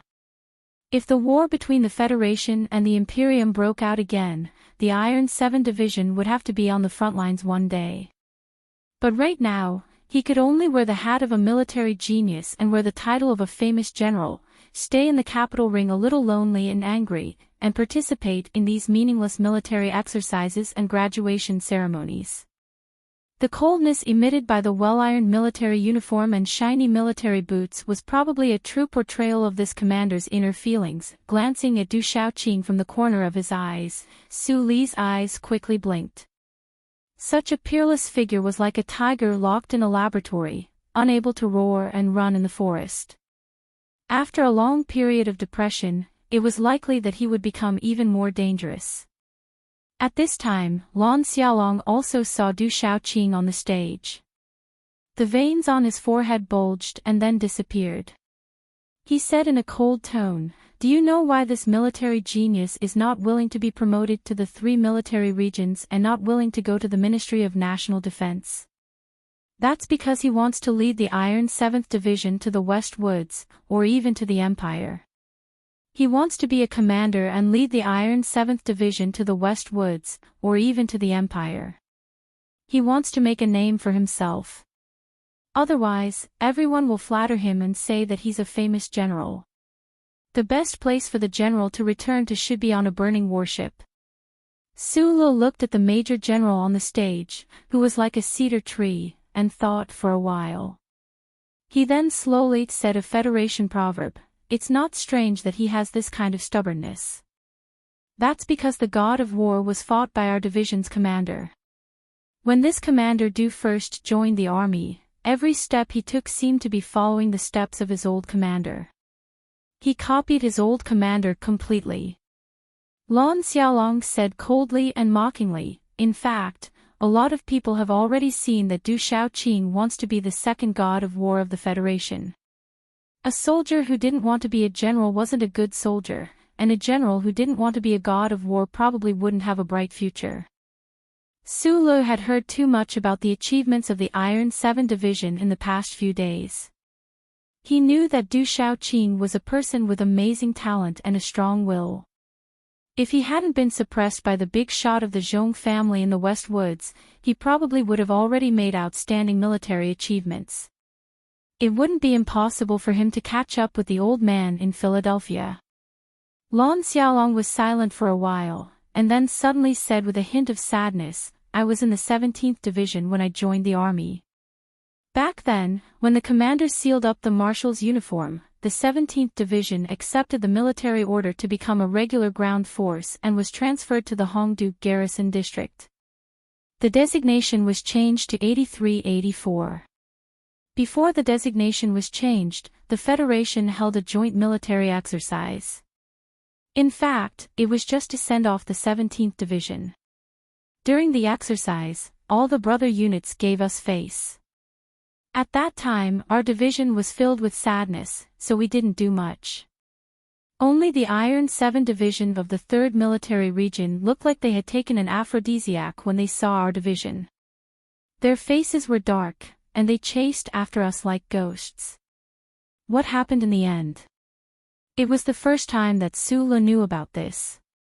He turned around and asked in surprise. "Our division lost." Lan Xiaolong lowered his head slightly and said in a heavy tone, "The 17th Division has always been the first division of the Federation. It was an undefeated division that was personally created by the old man. Even in the territory of the Empire, it had never tasted defeat, let alone a mere military exercise. But, in the last military exercise before the designation was changed, we lost. We lost to the Iron 7 Division of the 3rd Military Region. At that time, Du Shaoqing wasn't the commander of the Iron 7 Division. He was the military officer in charge of tactical deduction in his division. Lan Xiaolong raised his head and stared at Du Shaoqing and the officers of the Iron 7 Division in the distance with disgust.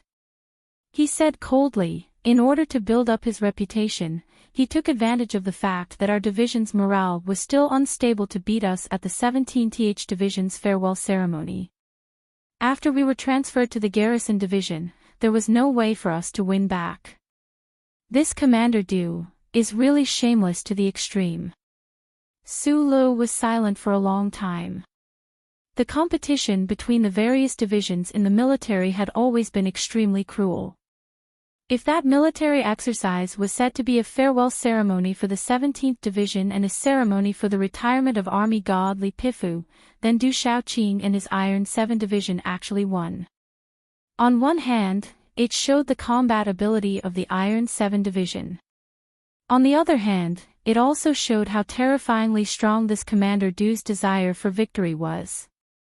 To be able to personally defeat the 17th Division that was trained by Army God Li Pifu was probably the thing that Du Shaoqing looked forward to the most. Although our division is a bit weak right now, no one will forget when this matter is mentioned. Lan Xiaolong looked coldly at the Major General on the stage and said, "One day, we will get back this face and avenge our teacher." At this time, Su Lu finally understood why Lan Xiaolong always showed a very targeted disgust towards the Iron 7 Division and Commander Du Shaoqing.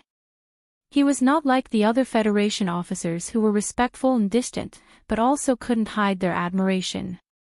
The Iron 7 Division defeated the 17th Division, but I don't know if this commander can catch up to that old man in Philadelphia, he thought as he narrowed his eyes and looked at Du Shaoqing's tall and straight figure on the stage. While the two were quietly discussing, the military exercise codenamed Graduation Day had also entered a heated phase. The color blocks that represented different troops on the giant screen gradually spread across the barren hills in a gradual manner. The simulated environment of this military exercise was a small occupied administrative planet at the edge of Westwood, and the troops that would be playing the role of the Empire's army was a division of the Iron 7 Division that had been dispatched from the distant 3rd Military Region. Su Lu narrowed his eyes and looked at the situation map on the holographic screen and the real-time feedback of the military strength fluctuations. Naturally, he thought of the officers that he had spent a few months with. Today, these officers were randomly assigned to form a battlefield command headquarters and led their own troops to carry out the established tasks of the military exercise. They were originally outstanding military talents, and they had also received comprehensive training. Whether it was commanding or tactical courage when leading the attack, there was no problem. However, when he thought that their opponent was the Iron 7 Division, Su Lu was a little worried. After all, he was also one of the instructors, and he really hoped that they could produce a good result. However, the situation of the military exercise did not develop as he had hoped. Su Lu was not a professional officer, and he had not received any relevant education. However, judging from the data fed back from the light beam and the frosty faces of the generals of the Federation, he knew that the troops led by the graduates were not in an advantageous situation right now. The image of the mountain captured by the precision satellite appeared on the holographic screen after the data was restored. Su Lu narrowed his eyes and looked at the soldiers wearing dark-colored digital camouflage uniforms on the holographic screen. He was deeply shocked by the cold aura that the other party exuded. The soldiers hidden in the fortifications in the mountains, whether it was the mobile battalion piloting the M5 mechas or the low-altitude attack troops hidden in the forest, whether it was the deployment and transfer of troops or the attacks, all of them were exceptionally accurate. The army of thousands appeared on the holographic screen like a single person, accurately and perfectly executing every order. Was this the strength of the Iron 7 Division? What shocked Su Lu the most was that this iron-blooded army was like a single person, but its brain was not in the command center at this time. Instead, it was like a bystander looking at the holographic screen indifferently and did not issue any orders. He subconsciously looked at the rostrum. The generals on the rostrum were silent and cold. Compared to them, Commander Du Shaoqing, who always had a cold expression on his face, seemed to be more normal. The commander was not here, but the Iron 7 Division was still able to display such amazing combat power. How crazy and meticulous did their daily training and tactical deduction have to be? At this time, Sulu noticed that an officer walked up to the rostrum. He walked behind Du Shaoqing and whispered a few words. Du Shaoqing nodded slightly with a cold expression. The lieutenant colonel smiled slightly, took out a pair of sunglasses, and handed it over respectfully.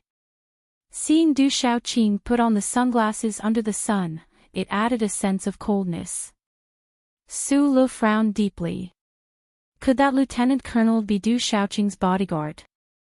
Sulu knew that the bodyguard of the Minister of Defense was just a colonel, and Du Shaoqing was just a division commander.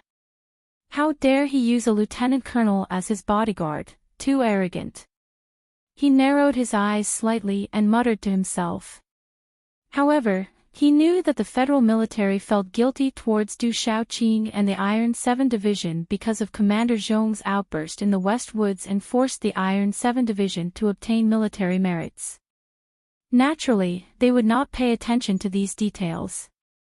On the rostrum, Du Shaoqing slowly took off his gloves and put them in his left hand.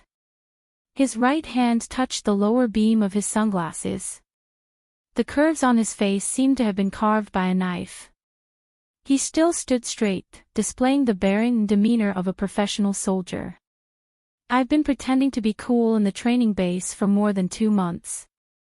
I thought that I had grasped the essence of it, but after seeing it today, I realized that my level is still far from it. Looking at Du Shaoqing, the role model of a professional military officer, Sulu couldn't help but feel endless emotions. However, for some reason, he felt a sense of discomfort, but he didn't know where this feeling came from. Right at this moment, a burst of rapid discussion came from the rostrum. On the screen, the two sides of the military exercise had already come into contact on the Eastern Front. The battle was about to start. The color blocks that represented the military strength began to disintegrate and collapse, especially at the hilly terrain on the side. Both sides placed their special mecha battalions there. The heavy alloy mechas crushed the green and yellow forest, fiercely clashing together.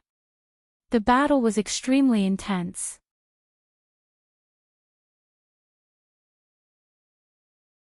Chapter 333.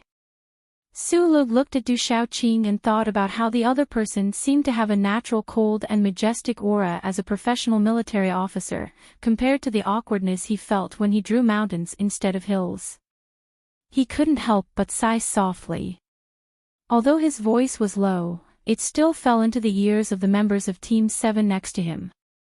From the beginning of the military exercise, the members of Team 7 had been standing in a scattered manner.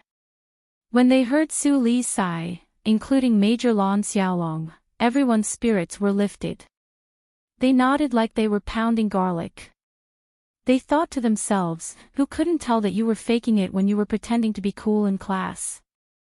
But the teacher on the stage wasn't pretending to be cool, he was really cool. If the military officers and students who were currently braving the rain of bullets in the mountains and commanding the troops in battle heard Su Li's sigh, they would definitely have the same opinion. After the military exercise finished, the two sides began to make contact with each other in the predetermined terrain. The situation became extremely intense. The high-ranking military officers and their attendants on the rostrum followed the path on the stage and walked underground. There was a large empty room underground. The mechanics of the Federation's General Assembly base installed and repaired 37 large light screens and related electronic equipment yesterday. They temporarily acted as the headquarters for the graduation military exercise. A faint light fell into the space of the headquarters. The images on the light screen constantly changed. The Federal Central Computer was directly connected through the network. Using its supercomputing power, it presented all the details of the military exercise in real time for the military officers who were watching the exercise. Looking at the fierce contact battle between the two sides on the light screen, the military officers and officers in the headquarters discussed animatedly. The staff officer of the 1st Military Region who was in charge of the military exercise was busy in front of his workbench.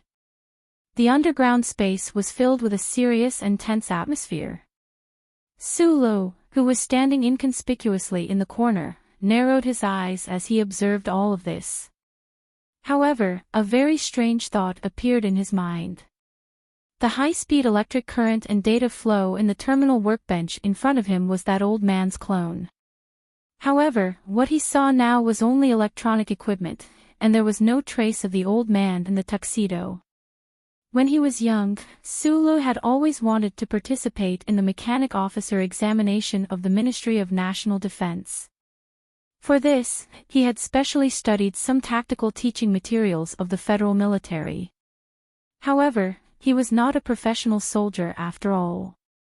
Looking at the professional terms and terms that kept flashing on the 37 light screens, as well as the numerical curves that kept decreasing and increasing, he could not understand at all what stage the military exercise had progressed to. Lon Xiaolong glanced at his side profile and saw his awkwardness. He lowered his voice and explained a few words. Only then did Sulu roughly understand the current development of the military exercise. The Iron 7th Division, which was playing the role of the Empire's army, had gained the upper hand in the military exercise. They forcibly seized a high ground in the area 192, 220, 345 and occupied a considerable advantage. During this process, although the military officers deduced the opponent's tactical intentions in advance, they couldn't stop the advance of the Iron 7th Division. They could only watch as a big hole was torn open on their side. The Iron 7th Division was an exceptionally strong force. They were used to winning, but they would never be blinded by victory. Instead, they would develop absolute confidence and courage. Such a terrifying force had never been on the battlefield in the West Woods. Under the long-term dissatisfaction and anger, the commander of the Iron 7th Division and the ordinary soldiers all had a flame in their heart. Every time they participated in the Federation's military exercise, they wanted to spew out this flame so that it wouldn't burn their organs. They treated every military exercise as a real battle. They wanted to make up for the regrets of the entire force with the difficulties of their brothers. They wanted to prove to the Federation that they were the strongest division in the Federation. They didn't deserve to be placed in the peaceful and lonely S3 galaxy. They should go to the West Woods and even go on an expedition to the Empire. In countless military exercises, the Iron 7th Division had always won an overwhelming victory in the end. It had to be said that this had something to do with the overall fighting spirit of this division. During the military exercise, the Iron 7 Division's attacks were exceptionally fierce, causing people's hearts to turn cold. They had defeated countless of their brothers' troops, and had also established an unquestionable prestige and respect for this division and Du Shaoqing. What was even more frightening and respectable was that the Iron 7th Division didn't only know how to be fierce and inflexible. This Iron Blood Division had strict tactical discipline, sharp command, and strong practical experience. Every regiment and battalion seemed to have their own thoughts. Under the premise of a big goal and strict military orders, they could also show an extremely flexible and adaptable ability. This ability could even be demonstrated in a class segment. Every component and segment of the Iron 7th Division was as cold as ice. They were like machines that didn't know fatigue and fear, but they were also very agile. Under the control of Division Du Shaoqing, they were like living steel monsters, giving people a feeling that they were unstoppable. Sulu looked at the hologram worriedly as he listened to Lon Xiaolong's detailed explanation. He was very worried about the students in the mountain. Although the Iron 7th Division today was playing the role of the Empire's army, and logically speaking, the military exercise command center wouldn't let them win an overwhelming victory. Moreover, Du Shaoqing wasn't personally commanding, but looking at the current situation, he felt that something was wrong. Everyone in the Military Exercise Command Center probably had the same feeling. Although these professional officers had long been used to the invincibility of the Iron 7th Division in the military exercise, the other side today was an outstanding officer specially trained by the Federation to prepare for a fierce war with the Empire. In the end, it still ended up like this. The highest-ranking lieutenant general in the room, Deputy Commander E, had a gloomy expression. The generals and senior officers behind him also stopped talking and were silent. Occasionally, someone thought of something and subconsciously turned to look. Du Shaoqing was sitting in a chair in the corner of the command center, drinking a cup of coffee. He didn't take off his sunglasses, and his chin was slightly lowered. It seemed that he didn't care about the outcome of this military exercise at all. This was probably the temperament and confidence of an ever-victorious general. After a simple lunch at noon, the Military Exercise Command Center began to busy themselves with work again. But at this time, Lieutenant General Yi's expression was much better than it was in the morning, and the atmosphere in the command center gradually relaxed. The reason for this change was that the situation of the military exercise shown on the 37 circular holograms was developing in a direction that comforted the federal military. In the face of the Iron 7 Division's ferocious and cold offensive, although the joint column under the command of the military officers was in an extremely difficult situation, after paying an extremely heavy price, they finally stopped the enemy in the area of the Lonely Mountain Range. Lonely Mountain was the code name of the military exercise simulation sand table on the graduation day. In fact, it was an area of mountains and valleys 70 kilometers behind the base. Both sides of the military exercise had to achieve their respective tactical objectives, so this area was of utmost importance. According to Su Li's understanding, the Military Exercise Command Center named this area Lonely Mountain because in the border area of the West Woods, on a planet that was first occupied by the Imperial Expeditionary Force, there was a lonely mountain. The military officers were divided into several small groups to command the joint column of the military exercise side. After all, they were the best all-around talents in the Federation. After being caught off guard by the ferocious offensive of the Iron 7th Division in the beginning, they gradually calmed down and fully displayed their excellent commanding skills. However, the cooperation between the various groups was still a bit stiff and rusty. Any small detail on the battlefield could affect the final outcome of a battle. The reason why the joint forces were able to hold off Iron 7 Division at Lonely Ridge was because the Special Mecha Battalion of the joint forces had taken the risk of cutting in from a 30-degree angle. The Special Mecha Battalion, which had 8 MX mechas, had successfully evaded the electronic surveillance and destroyed the reserve armored force camp that Iron 7 Division had purposely left there in one fell swoop. The heavy black silhouettes of the alloy mechas were like silent giants. With agility that did not match their bodies, they quickly advanced on the rugged mountain path, splitting up and launching surprise attacks. The generals in the Military Exercise Command Center watched the screen and couldn't help but gasp in amazement. This was the first time the Federation's new MX mecha had displayed its true power in a large-scale battle. It completely overturned everyone's previous impression of mecha being cumbersome and powerful, and achieved very clear results. The Black MX mecha leading the charge of the Special Mecha Battalion's tactical movements were extremely precise and fierce. Su Le narrowed his eyes as he watched the mecha's movements. He immediately determined that the pilot inside was definitely Hua Xiaoxi. He had taught them for more than 2 months and was so familiar with the mecha movements of these officers that he could replay them in his mind. Naturally, he could tell who the pilot was through certain movement habits and details. Hua Xiaoxi was the joint first in the mecha assessment, so he naturally had to assume the role of the main attacker of the mecha battalion. 8 MX mecha meant that 8 officers were not in the command center of their respective units. Instead, they were charging on the front lines of the battlefield. He had watched for a long time before discovering that Zhou Yu was not among these 8 MX mecha. After thinking about it for a while, he understood. Although Zhou Yu was very good at mecha piloting, at the same time, he was also the number 1 in the tactical deduction test. He was only slightly worse than Ah Yuan. For this military exercise, he must have stayed in the command center of the joint column to be in charge of commanding the entire column. Thinking about how Zhou Yu was currently commanding the joint column to block the cold and terrifying attack of the Iron 7th Division at Silent Hill, and then thinking about how the MX mecha that was incomparably close to him would definitely shine brightly in this military exercise, Su Lu was like a rock. He couldn't help but feel a sliver of pride.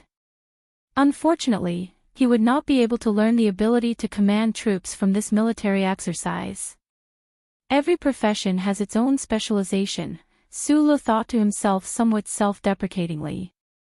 If he had been the commander on the battlefield, any one of these officer cadets whom he had scolded for so long would have been able to annihilate the troops he was leading. This was the difference between them. Thinking of this, he suddenly thought of that teacher who had not personally commanded today. Glancing over from the corner of his eye, he saw Du Shaoqing sitting solemnly in his chair, his expression as cold as ice. But for some reason, Su Lu felt that there was an invisible curve at the corner of the other's lips, expressing some sort of disdain and contempt. The graduation drill used a real simulated battlefield, using a 17% ratio. The relevant battle scale, firepower calculation, and time were all calculated according to this ratio, representing 1/6 of the real battlefield environment. When it was close to evening, the graduation drill officially ended.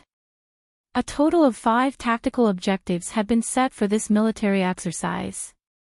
Under the brilliant display of the MX mecha and the precise and calm command of the officer cadets, the combined column had made a strong counterattack in the latter half of the drill. In the end, they had completed 2 of the objectives with the help of the attack group at the last moment. And the Iron 7th Division, which had gone into battle in a conventional manner, was as strong as ever. This iron-blooded troop completely ignored the unexpected blow they had received in the latter half of the drill, silently and even somewhat calmly completing 3 of the tactical objectives. The calmness of the Iron 7th Division was particularly evident during the process of the troops returning to camp after the drill. The screen in the command hall was clearly broadcasting the scene over there. From the senior officers of the Iron 7th Division to the most basic gunner, the expressions on their faces were calm, cold, and proud. This kind of pride seemed to be forever on their faces, this kind of calmness seemed to be something they would never forget.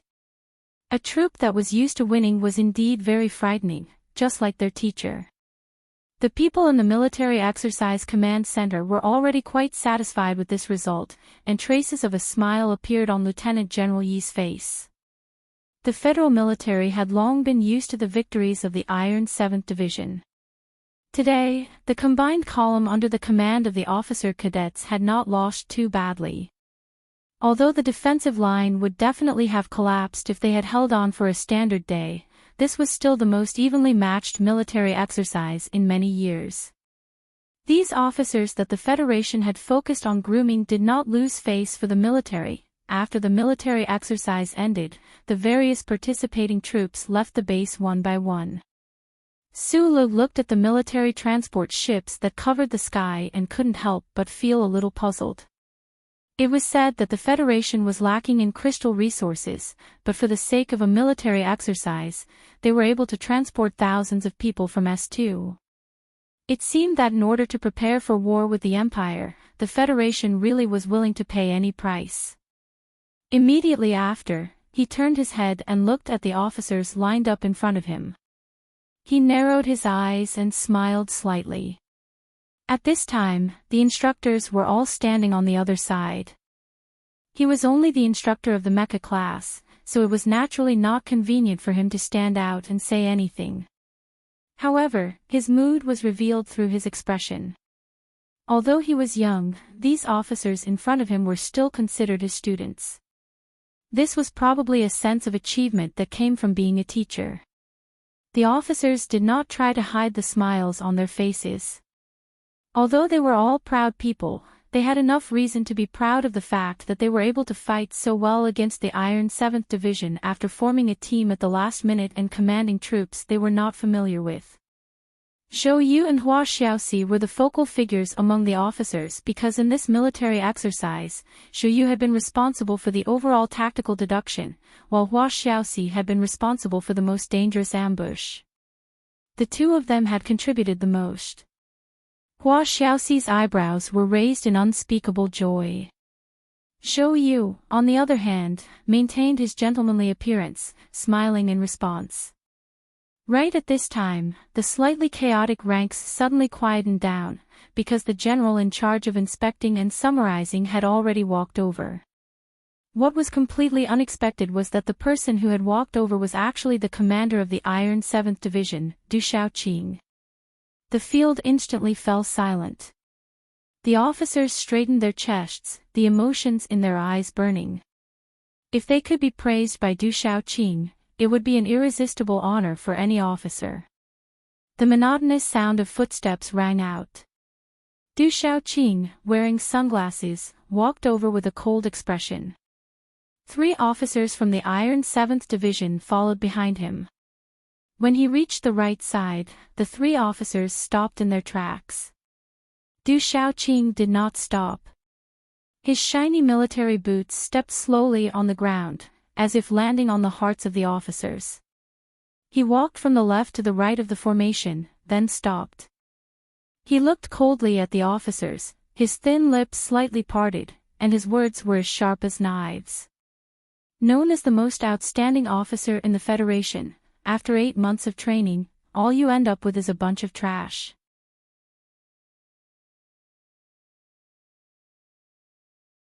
Chapter 334.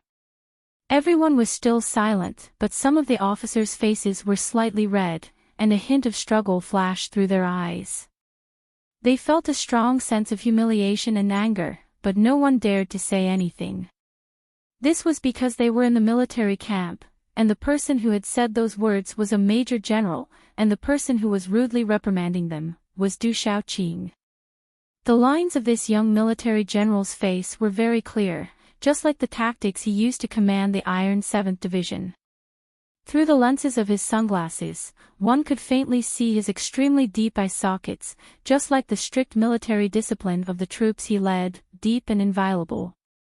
The soldiers of the Iron 7th Division were proud and indifferent, and as a division commander, Du Xiaoqing brought this temperament to the extreme. Coupled with his well-ironed general's uniform, his appearance and posture left a deep impression in people's minds. He had an exceptionally iron-blooded charm. No one in the federal military dared to deny this charm. In formal situations, no one had ever seen Du Xiaoqing smile. Only the coldest and most ruthless people, who treated others and themselves to the extreme, could single-handedly train a troop like the Iron 7th Division. But many people knew that in private, Division Commander Du's favorite thing to do was to play the violin on the balcony of the barracks. The military camp was a place where the hierarchy was particularly strict. As a division commander, Du Xiaoqing, no matter what he said or did, these officers who were much lower in rank than him could only listen obediently.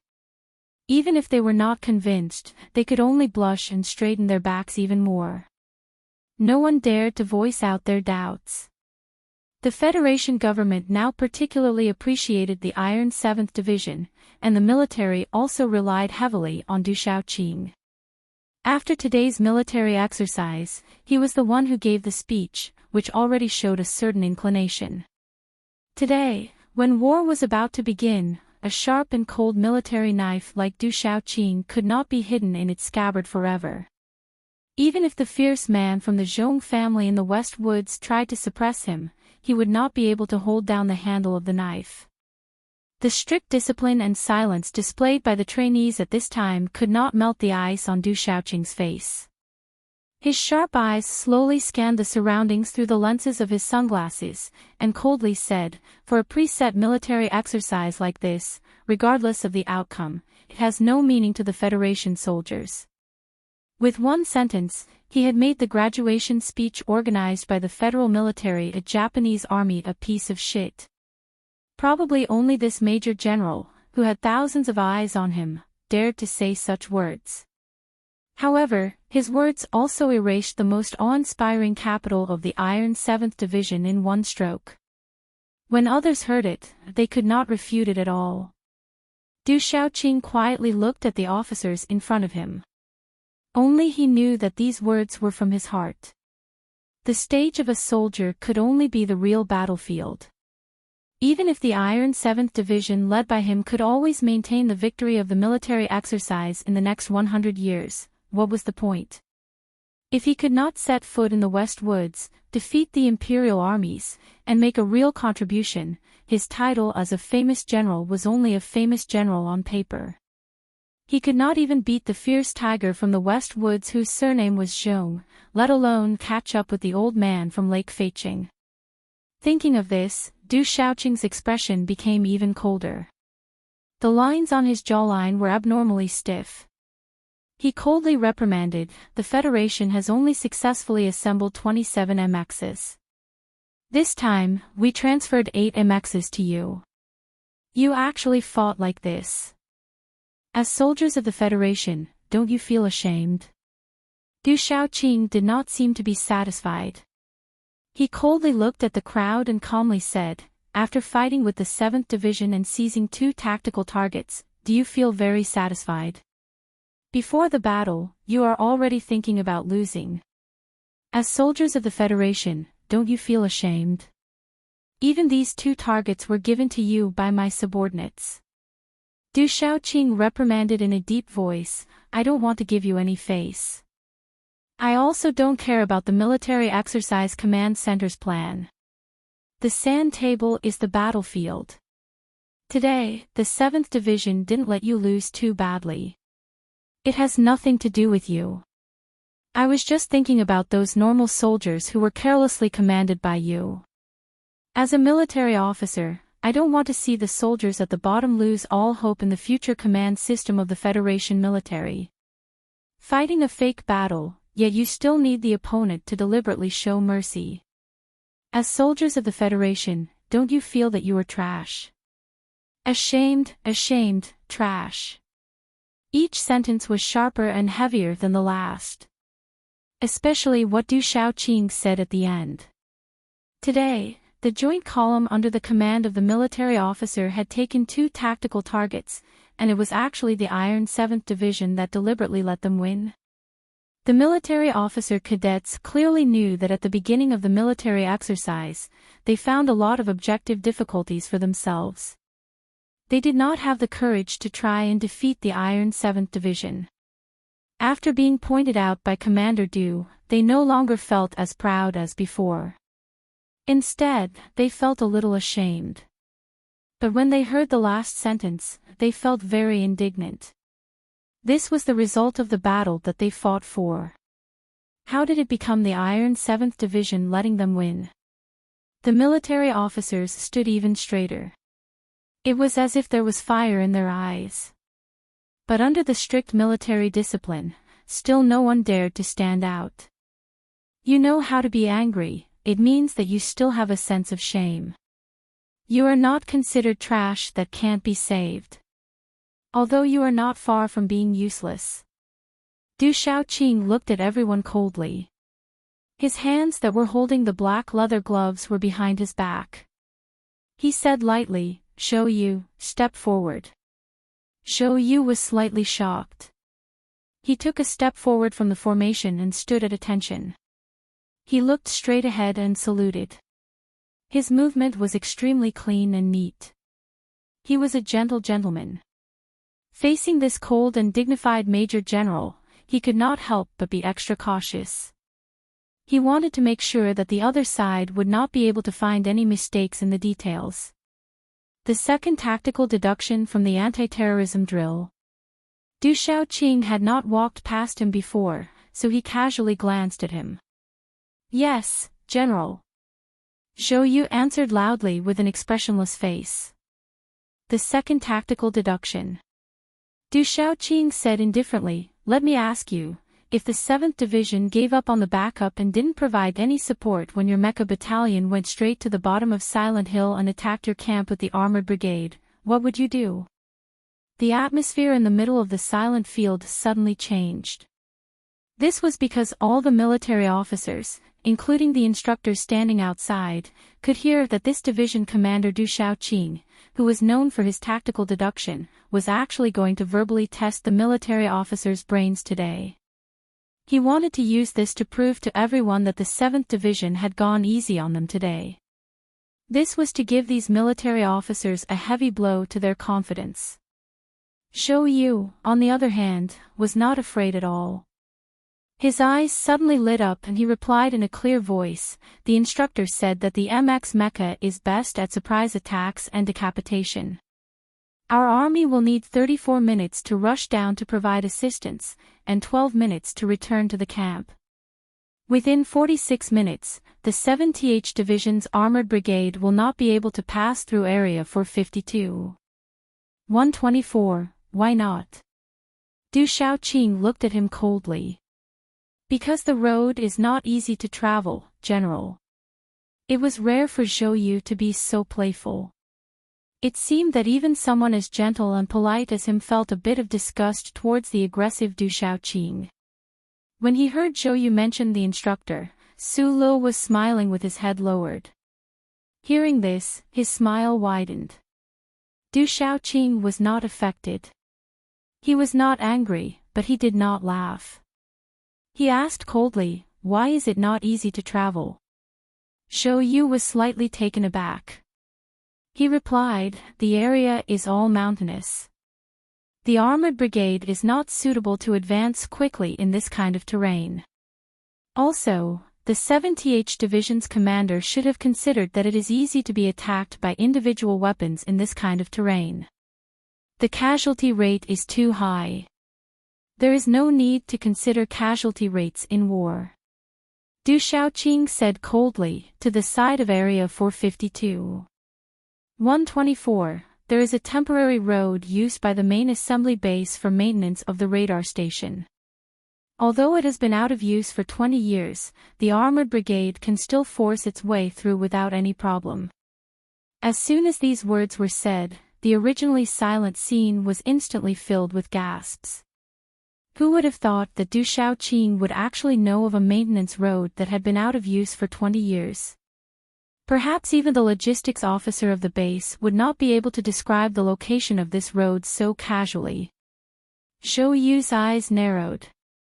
He felt a trace of nervousness and disbelief.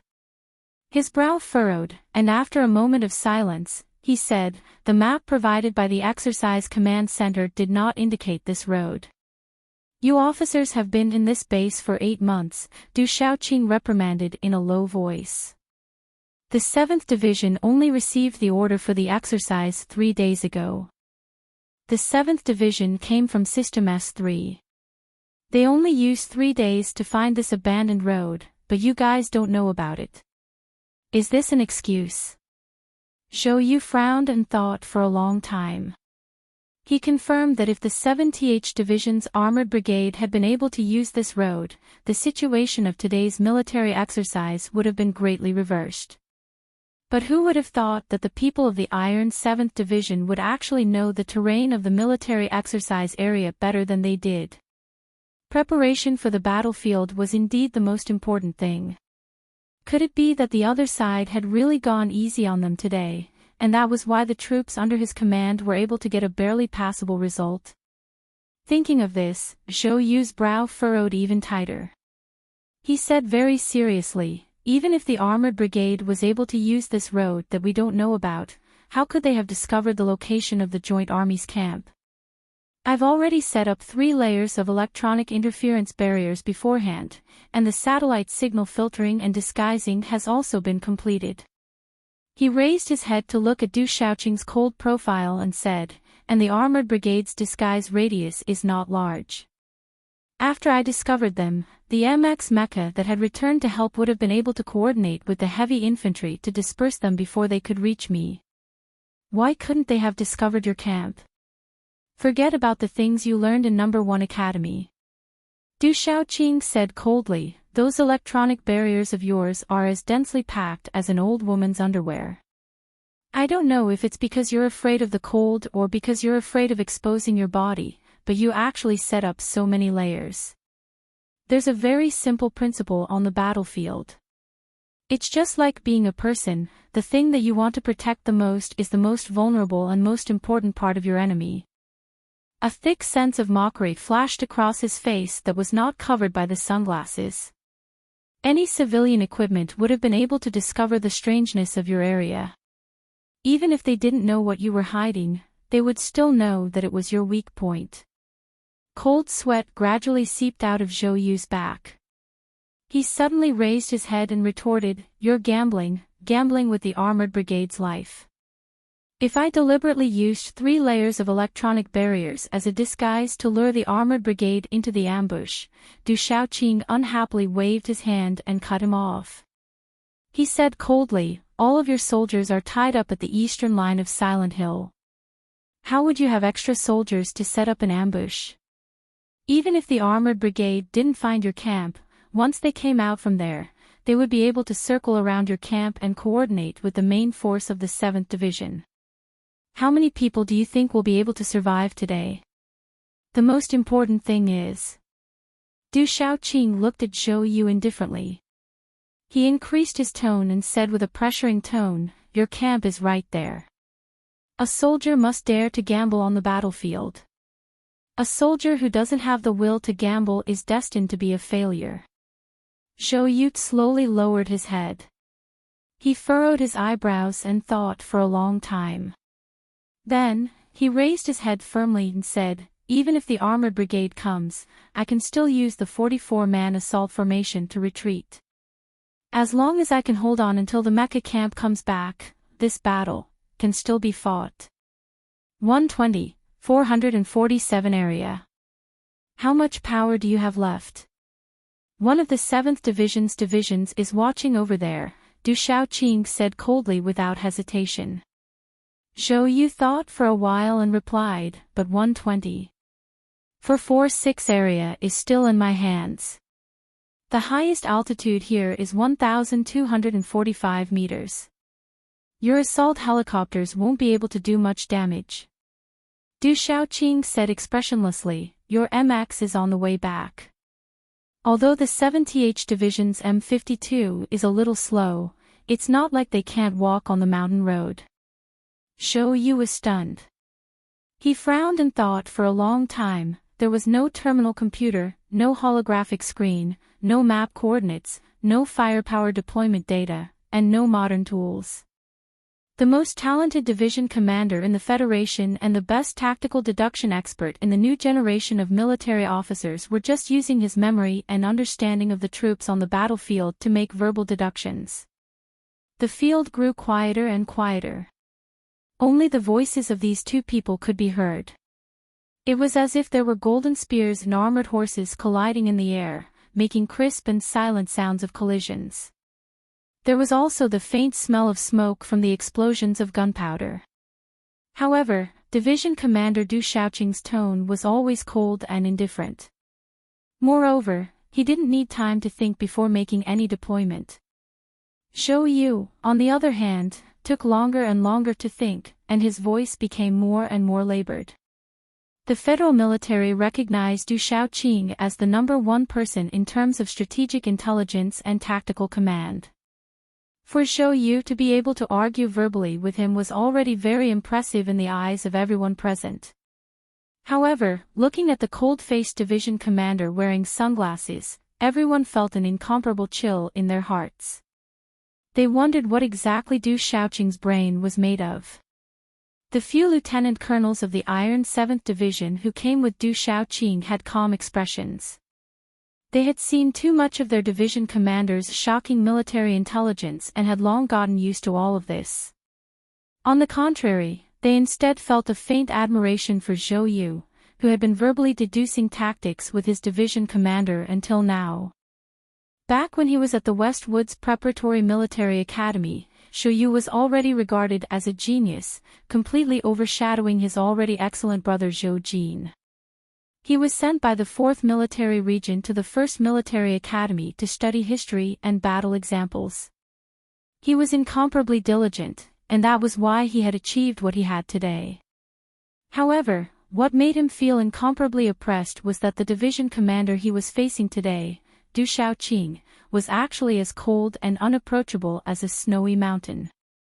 Every virtual command that came out of this person's thin lips was like a noose that tied people to death, making it difficult for him to breathe, and cold sweat trickled down his back. What made him even more fearful was that Du Xiaoqing's tactical commands were not only sharp and forceful, they were also meticulous in taking care of the details. There was not the slightest gap, and his calculations were extremely precise. It made people feel a sense of defeat, and they actually gradually lost all of their confidence. The joint column will definitely lose. I admit that the Iron 7th Division showed mercy today. After a long silence, Zhou Yu reluctantly admitted defeat and gave a military salute. Return to your unit. Du Xiaoqing said coldly, but the eyes hidden behind the sunglasses flashed with a hint of surprise. He had not expected that there would actually be a talent in this batch of officers. In just a split second, he had the thought of transferring Zhou Yu to the 7th Division. He glanced coldly at Zhou Yu, who had already returned to his unit, and suddenly remembered that this young officer seemed to be someone from the Tai family. Teacher Du Xiaoqing had always been cold and self-controlled, but he was also a person with great ambition and ambition. A successful general needed countless outstanding subordinates, and without question, Zhou Yu had this potential. He believed that he was a tolerant person, and also believed that the melting pot known as the Iron 7th Division would definitely be able to attract truly outstanding professional soldiers. It was because of this innate calm and self-confidence that even though he had clearly thought of Zhou Yu's background, he was only slightly taken aback, and did not have the slightest hesitation in his desire to take this person into the Iron 7th Division. Tolerant was only tolerant of those who were willing to be accommodated. Towards those who were unwilling to be accommodated, Teacher Du Xiaoqing had always been as cold as winter. His blade-like gaze swept past Su Lo through his sunglasses, and then he quickly retracted it. If you know that you are trash, then there is still room for improvement. Du Xiaoqing looked at the extremely ugly expressions of the officer students and said coldly. Just as the entire field was deathly silent, preparing for Teacher Du's storm-like reprimand, an extremely untimely voice suddenly rang out. Spending so much effort to win against a piece of trash who just graduated from school, it's really meaningless. As these words were spoken, the entire field fell silent, and a chilling sense of danger arose spontaneously. The military camp was strictly governed by military hierarchy. When a major general was lecturing, who would allow a subordinate to casually interrupt? Earlier, the officer students had been thoroughly reprimanded, their faces flushed red, but they could only puff out their chests. Now, someone had actually appeared out of nowhere and said such a thing. If this wasn't courting death, then what was? Moreover, these words were clearly directed at Du Xiaoqing and his 7th Division. Previously, Teacher Du had said that the military exercise of the Federation was meaningless, so this person had said that Du Xiaoqing's victory over Zhou Yu was just an armchair strategist. What was even more frightening was the hidden meaning in this person's words. Teacher Du had coldly and harshly condemned this group of officer students as trash. Then you worked so hard to win against a trash. What was that? These words were not spoken by Su Lo. The military camp was a place filled with the smell of iron and blood. The reprimands of superiors were all loud, and there were many people who scolded even more harshly than Du Xiaoqing. There were all sorts of obscenities. Speaking of which, when Su Lo had been an instructor, he had also often scolded people as trash in class, but people were just so strange. Su Lo always viewed these officer students as his own students and scolded them himself. Hearing Du Xiaoqing's incomparably cold reprimand, he felt exceptionally uncomfortable in his heart. However, he knew of the problem between himself and the Iron 7th Division, especially after feeling Du Xiaoqing's cold gaze sweep over him twice earlier. Although he wanted to protect his calf, under the difference of military ranks, he could not do so. He could only remain silent. But Major Lan Xiaolong, who stood behind him, could not hold back the hint of dissatisfaction and mockery in his heart. After his slightly mocking voice rang out, the entire field instantly fell into an even more absolute silence than before. The 3 officers of the Iron 7th Division standing on the left side of the formation suddenly turned around and looked in the direction of the voice. These 3 officers had been silent the entire time. Their military posture was perfect. Even after standing for such a long time, their eyebrows didn't even twitch. They looked like 3 ice sculptures that were cold and indifferent, keeping people thousands of miles away. But at this time, these 3 officers were like fierce tigers that had suddenly awakened. 3 pairs of blade-like eyes stared at Lan Xiaolong's face at the same time. Du Shaoqing's sword-like eyebrows raised slightly. He slowly turned his head and also looked in that direction. There was no way the military camp would allow this kind of insubordination to happen. Lan Xiaolong had been stationed here for a long time, in Garrison Unit 83-84, and had endured until he became a major.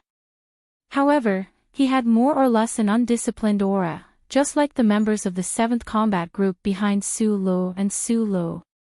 Even when the 3 officers of the Iron 7th Division glared at him with angry eyes, Lan Xiaolong still had an indifferent expression on his face. He even raised his eyebrows. But when Division Commander Du Shaoqing also turned his head, he couldn't help but feel a chill in his heart. He was a little confused. This division commander was clearly wearing sunglasses, but why did he feel like his gloomy gaze was about to pierce into his heart? One of the 3 officers of the Iron 7th Division was the guard officer Du Shaoqing, Shimin Jin, who had previously made Su Lu exclaim at Du Shaoqing's arrogance. As a lieutenant colonel, he was willing to serve as Du Shaoqing's guard officer. Naturally, he was incomparably loyal. Shimin Jin strode in front of Lan Xiaolong. His face was so gloomy that it seemed like rain was about to fall. He moved a few centimeters in front of Lan Xiaolong and scolded him loudly, "Which division are you from? Don't you know the rules? Who allowed you to interrupt when your superior is scolding you? Where are the military regulations that you learned? Tell me your name." Lan Xiaolong's ears were about to be deafened. Feeling the spittle on his face, he was a little displeased. However, he was suppressed by the other party's ferocious roar and anger. He looked at the gloomy face in front of him and believed that if Du Shaoqing wanted to kill him right now, this guard officer would definitely pull out his gun and shoot him without hesitation. In order to maintain military discipline, Commander Du Shaoqing naturally wouldn't execute Lan Xiaolong for his actions. However, he would definitely make him suffer a lot. He might even be locked up in a dark room for half a month. However, Lan Xiaolong didn't regret this. As a member of the 17 Mechanics Division, how happy was it to be able to mock Du Shaoqing to his face? Furthermore, although his temperament was undisciplined, he still had the perseverance of the Federation soldiers. He looked at Shimin Jin indifferently and didn't say a word, waiting to be punished later. At this moment, there was a slight movement behind him. He was pulled behind someone. He looked over in shock and found that it was Su Lu who had protected him in front of him. It was like an old hen protecting her child. "He's Major Lan Xiaolong, a member of the Whitewater Company's 7th Combat Team," Su Lu explained to the guard officer in front of him. He had a headache about the trouble Lan Xiaolong had caused. The members of the Iron 7th Division had been looking for a chance to vent their anger on him. If he stepped in, wouldn't he be giving the other party the best reason? However, the members of the 7th Division were all orphans without a mother. With a wave of his hand, the old man in Philadelphia removed them from their official military status and put them under Su Li's command. As the supervisor, he had to step in at this moment. "Since you're not a training officer, why are you here now?" Shimin Jin looked at Su Lu and continued to scold him loudly. His expression was dark. Su Lu replied sincerely, "This is an order from the Ministry of Defense. I don't understand what's going on either." Shimin Jin frowned and said coldly, "He's your subordinate." "Who are you?" Base Mecha Instructor Su Lo, currently the supervisor of the Whitewater Company's 7th Combat Team. Shimin Jin's expression was dark and he said disdainfully, "As expected, the kind of instructor produces the kind of students. The kind of supervisor produces the kind of cowardly soldiers." Hearing these words, Su Li's eyebrows twitched slightly. The two small flying knives seemed to have the thought of flying.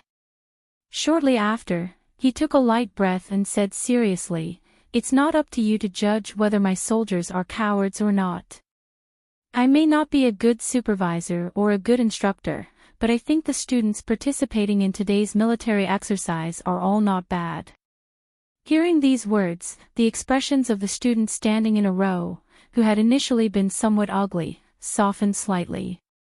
They all thought in their hearts that Instructor Xiao Su was usually a jerk, but in front of outsiders, he actually gave them face. However, they did not expect that this thought had already placed them in the same category as Su Lo. They had even copied Su Li's way of calling himself young master in class. As for the combat personnel of the 7th Combat Team, most of them were from the 17th Mechanic Division. They had an irreconcilable enmity with Du Shaoqing's Iron 7th Division. Hearing Su Li's words made them very happy.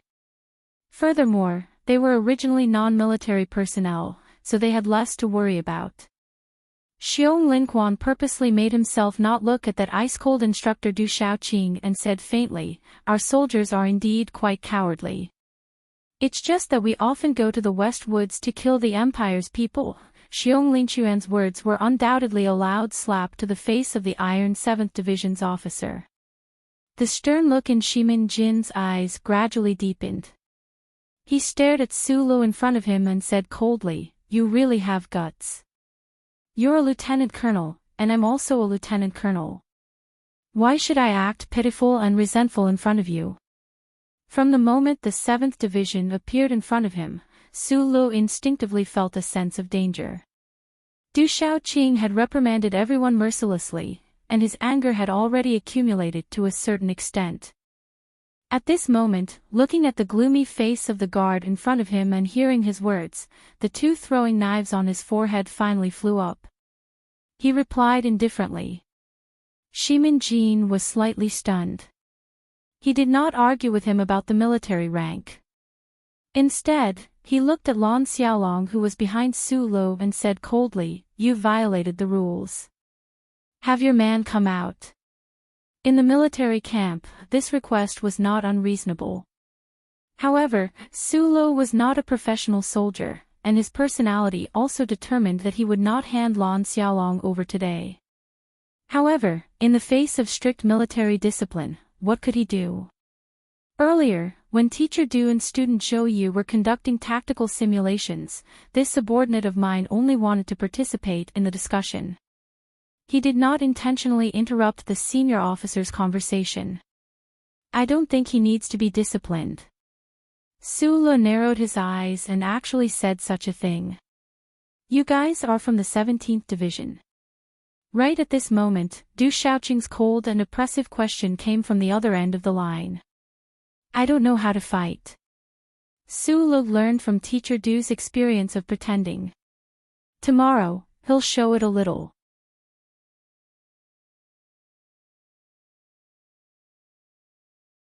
Chapter 335. Hearing his teacher's words, Lieutenant Colonel Shimin Jin's expression turned solemn. He quickly put away his angry and dark expression and calmly turned away, exposing Su Li's body to everyone's eyes. Su Li's heart chilled slightly. This guard's change in expression so quickly could only mean that his previous roaring and anger had all been an act. The Iron 7th Division was just looking for a reason to deal with him. Su Lo himself was a youth who occasionally got angry, so when faced with Shimin Jin or even Du Shaoqing's anger, he would not be afraid. However, today's opponent was a general whose rank and authority were far above his, and who had always maintained a calm mind and a cold hostility. This matter was somewhat troublesome. "Lieutenant Colonel Su, as an instructor, do you have your own opinion on the tactical deduction for this military exercise? Du Xiaoqing said coldly. His speed was normal, and even his tone was normal. Just by pointing out Su Li's rank, he naturally had the air of a military camp. Su Lu had thought that this iron-blooded teacher would come to find trouble with him, but he did not expect the other's first words to be like this. Hearing the calmness and self-restraint in Du Xiaoqing's words, as well as a natural sense of majesty, he silently thought that some of the truly important people in this world were probably used to their words, and no one dared to refute them. Therefore, there was naturally some kind of unquestionable coldness and valiance in their words.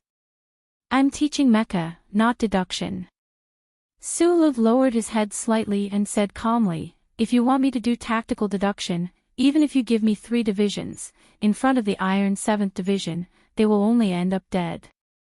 In a person's life, who knew how many conflicts they had to go through before they could reach their goal? However, the prerequisite for competing with others was that you had to have the ability to compete, except for some issues that involved principles and could not be challenged. The Iron 7th Division was not Macklin, and they were not the Empire's invaders. Su Lu knew that his tactical command was a blank piece of paper full of question marks, so at this time, he calmly and naturally retreated 90 kilometers away. Du Xiaoqing, who was facing Su Lu from a distance, felt slightly silent and lonely. He did not think that Su Li's answer would be so simple and direct. Facing the hint of flirting that he deliberately released, she actually willingly admitted defeat. How could a person with such a soft waist be valued so highly by the marshal and that person? However, at this time, Su Lu raised his head and defended the officers. It's just that today was the first time the MX was used. The students have no experience, and the troops they commanded were not their own troops, so of course, they were not as strong as the Iron 7th Division. Although they failed, I feel that their performance was not bad. In the future, if they spend more time on the battlefield, they will not lose face for the Federation.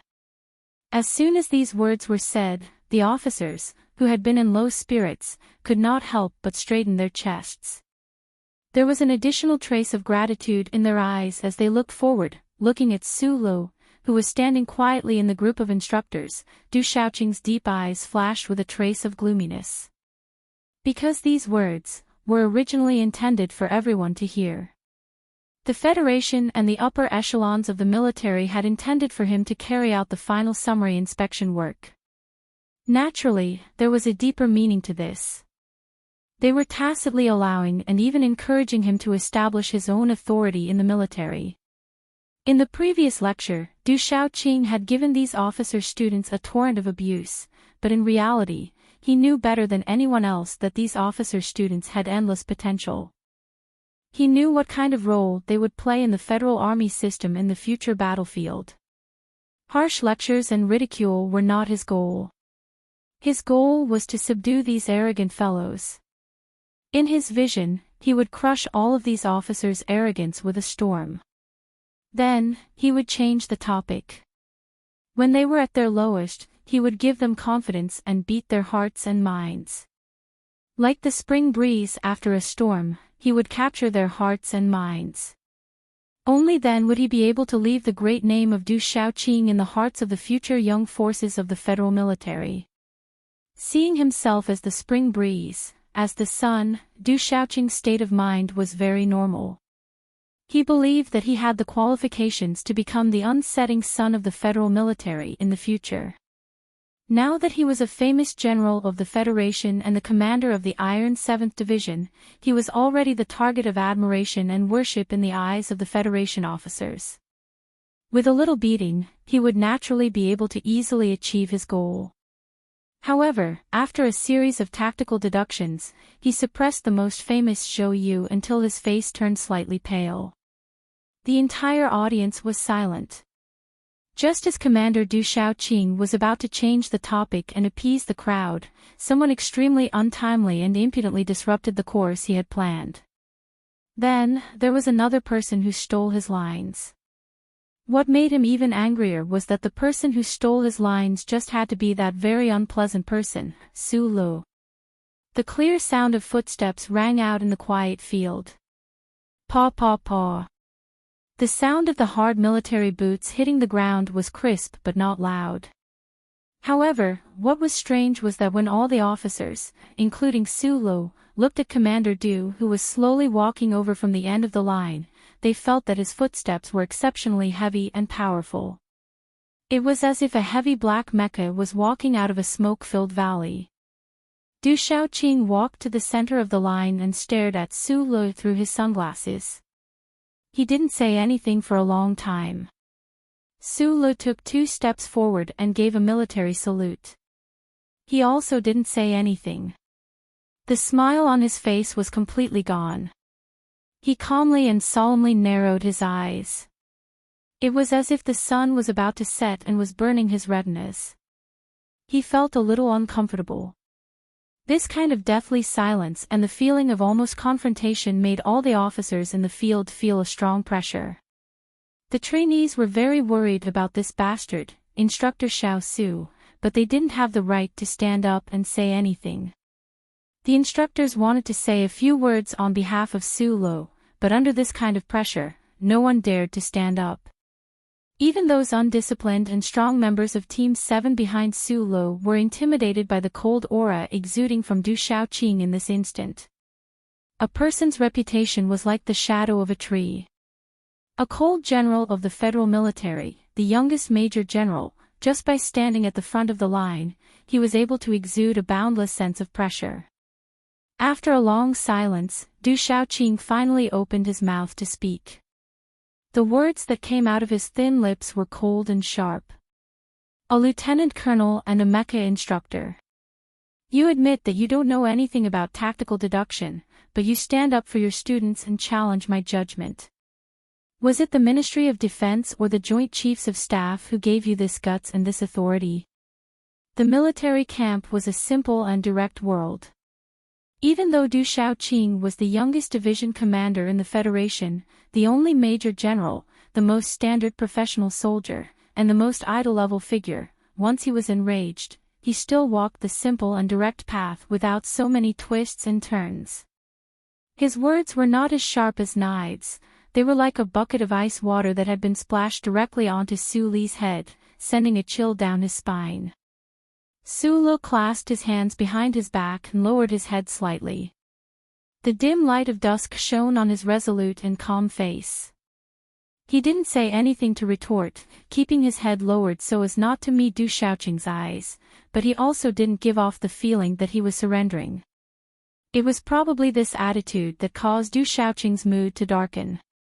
He glanced at the members of Team 7 behind Su Lo and said coldly, "You are no longer part of the 17th Division, you are just a bunch of trash, don't embarrass the Marshal."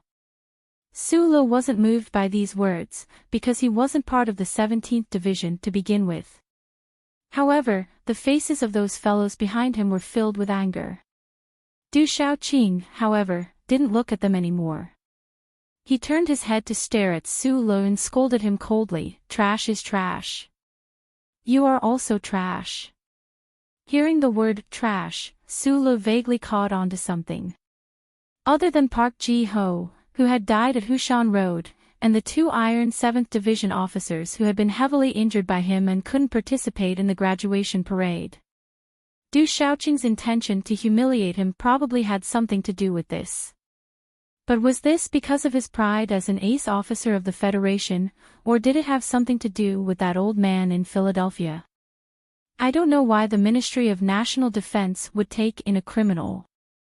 Du Shaoqing said darkly, "But you actually used the name of an instructor to heavily injure 2 officers of my division during training. Do you really think that the military court won't dare to do anything to you? That I won't dare to do anything to you?" Du Shaoqing's voice wasn't loud, but every word was like the sound of a cannon as it blasted into Su Li's ears. Su Lo didn't want to go against this strong military man, but when he heard these words, his eyebrows that had already fluttered once raised again. The interaction between people was a very strange thing. If you didn't like someone at first sight, you would not like them for the rest of your life. This was probably the reason why the tiger of the Zhong family in the West Woods kept suppressing Du Shaoqing. And Su Lu also had the same feeling when he saw Du Shaoqing. The coldness of this major general made him very uncomfortable. If a general scolded a lieutenant colonel, in any other situation, anyone could only silently accept it, let alone the person who scolded him, was Du Shaoqing of the Iron 7th Division. But Su Lu was just an ordinary lieutenant colonel. Du Shaoqing's cold and oppressive aura could make everyone quiet, but it couldn't really press his head down.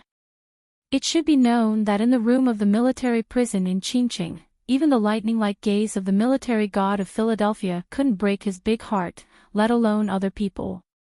So he raised his head, and his slightly squinted eyes were unusually bright against the beautiful sunset in the west.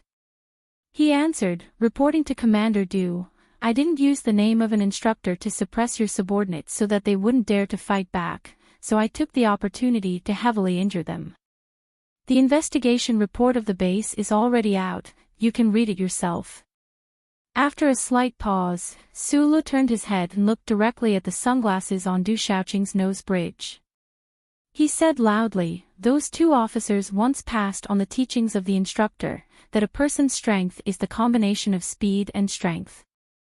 And those two officers also said at the scene of the challenge that the 7th Division often suffered heavy injuries in close combat training, and asked me not to worry about it.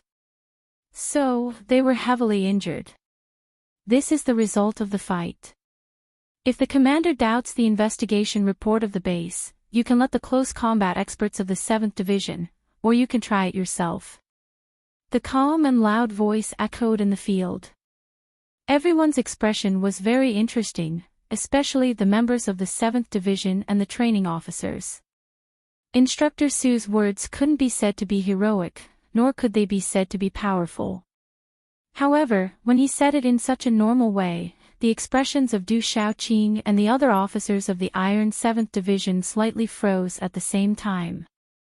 They had probably never seen a lieutenant colonel who dared to speak to Du Shaoqing like that. Very good, at least you have some guts. Half of Du Shaoqing's face was gloomy. He raised his right hand that was holding a black leather glove and pointed it at Su Li's face. He said, violating military regulations and talking back to your superiors. How can a free and lazy person like you be qualified to be a soldier of the Federation? The military camp is not a world for people like you. Leave as soon as possible. Otherwise, if one day you violate the regulations on the battlefield, I will personally destroy you. At this time, Instructor Du's voice was extremely low. Probably only the two people involved could hear it, but Su Lu could feel a real sense of danger and coldness in this voice. He knew that Du Shaoqing was speaking the truth. Although he had never found the real reason, he believed that if in the future on the battlefield of the universe, the other party would not hesitate to destroy him if he found some excuse. This feeling of extreme danger made the hair on Su Li's neck stand on end. Just like in the underground parking lot of the Linhai State Gymnasium, just like in the foundation building surrounded by mountains in the 4 states, when he encountered fatal danger, his often smiling eyes would grow brighter and brighter. It was like seeing the first ray of starlight after breaking through the gray clouds of the Donglin region. What could he do when he was coldly reprimanded and threatened by a major general who held military power? There seemed to be only a difference of 2 ranks between a major general and a lieutenant colonel, but there was a deep and almost insurmountable gap between a general and a field officer. Many ambitious professional soldiers eventually fell in front of this abyss. Faced with Du Shaoqing's indifferent ridicule and humiliation, Su Lu seemed to have no choice but to listen. However, his eyes grew brighter and brighter. How could he return to calmness?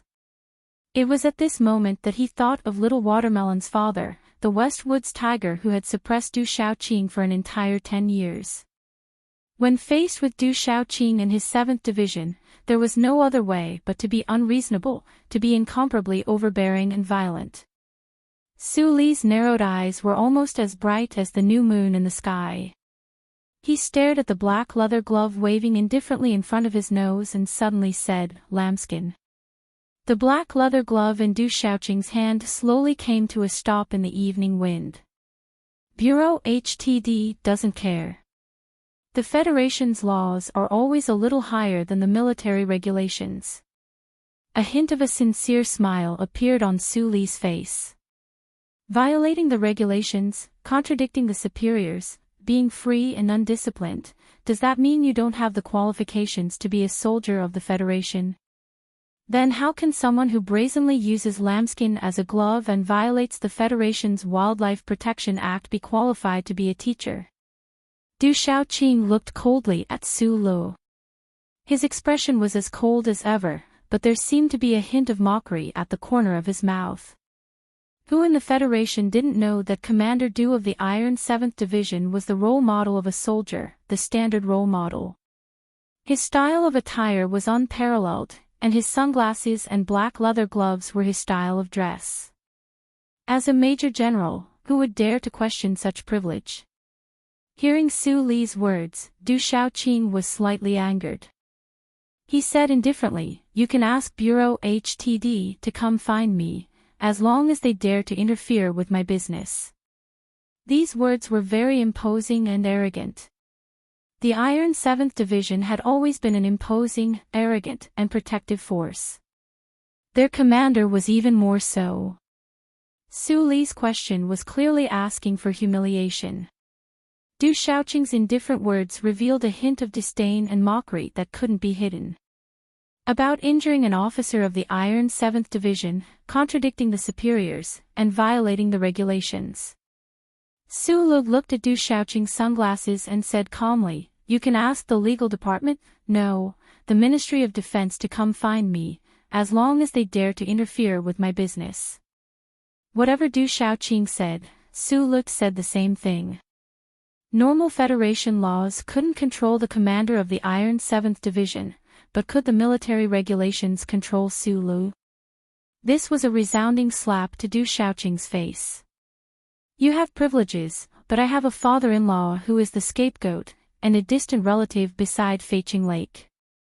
As the saying goes, unreasonable and unreasonable, in the end, isn't this what it means to be angry?" Du Xiaoqing's face finally changed. The cedar tree on the mountain began to loosen. Snow rustled and fell, and endless coldness rose. However, just as this major general was about to flip out, Su Lu said something that directly slapped him in the face, and also didn't allow him to apply the ointment.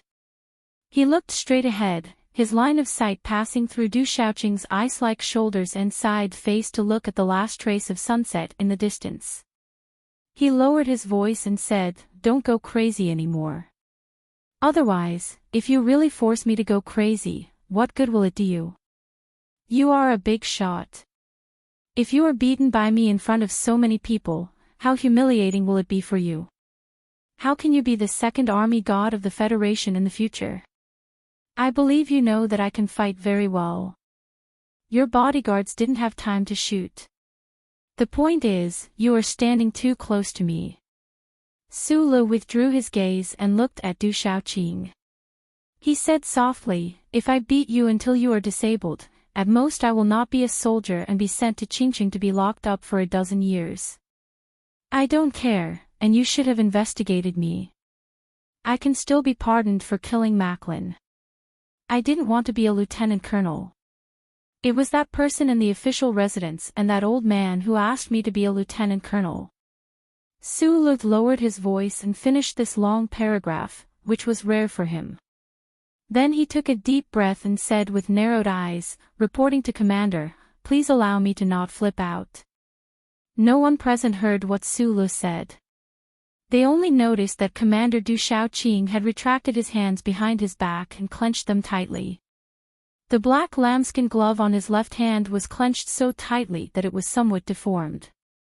Du Xiaoqing stared at Su Li's face and was silent for a long time. When the anger in his heart gradually turned into a kind of cold emotion, he smiled slightly and said, "Good, very good. You are indeed the second person who dares to threaten me to my face after that savage in the West Woods. Everyone was silent. Night fell, and everyone was shocked and confused. Commander Du Shaoqing of the Iron 7th Division had never smiled in his entire life in the military camp, but today he smiled. What was his current state of mind?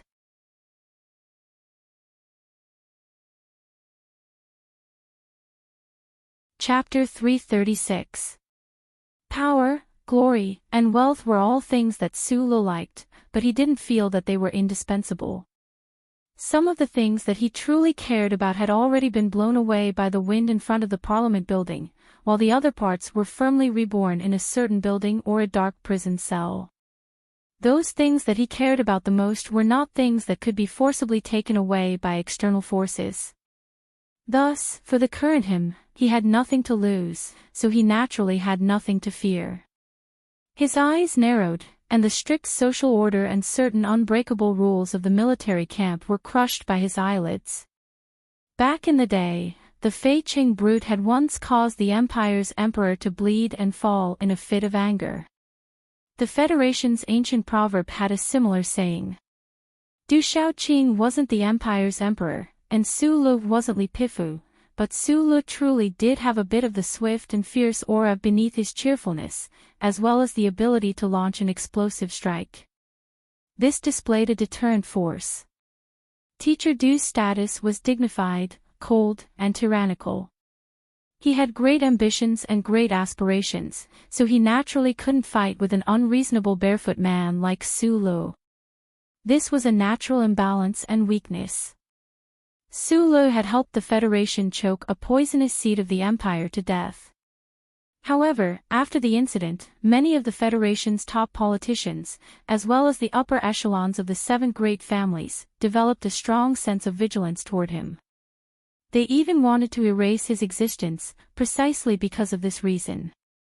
For a stable society, someone like Su Lu who had the strength to challenge a certain order, and dared to do so, was not a good thing. The stable structure that human society relied on was the order and arrangement of social strata. Someone who threatened this order absolutely could not be allowed. Even that old man from Fei Qing, if he wasn't a military god who had established outstanding military service for the Federation, if he wasn't surrounded by truly vicious Empire invaders at the other end of the universe, it was likely that the Federation would have long acted like a living creature, trying to expel the mutated cells in its body. Lady Tai knew that Su Li's threat to the Federation didn't only lie in his intentions and ability, but also in a deeper layer of relationship. Thus, her desire to erase Su Lu was stronger than anyone else's. However, as of now, Su Lu was still alive and well. Du Shaoqing smiled for the first time in the military camp.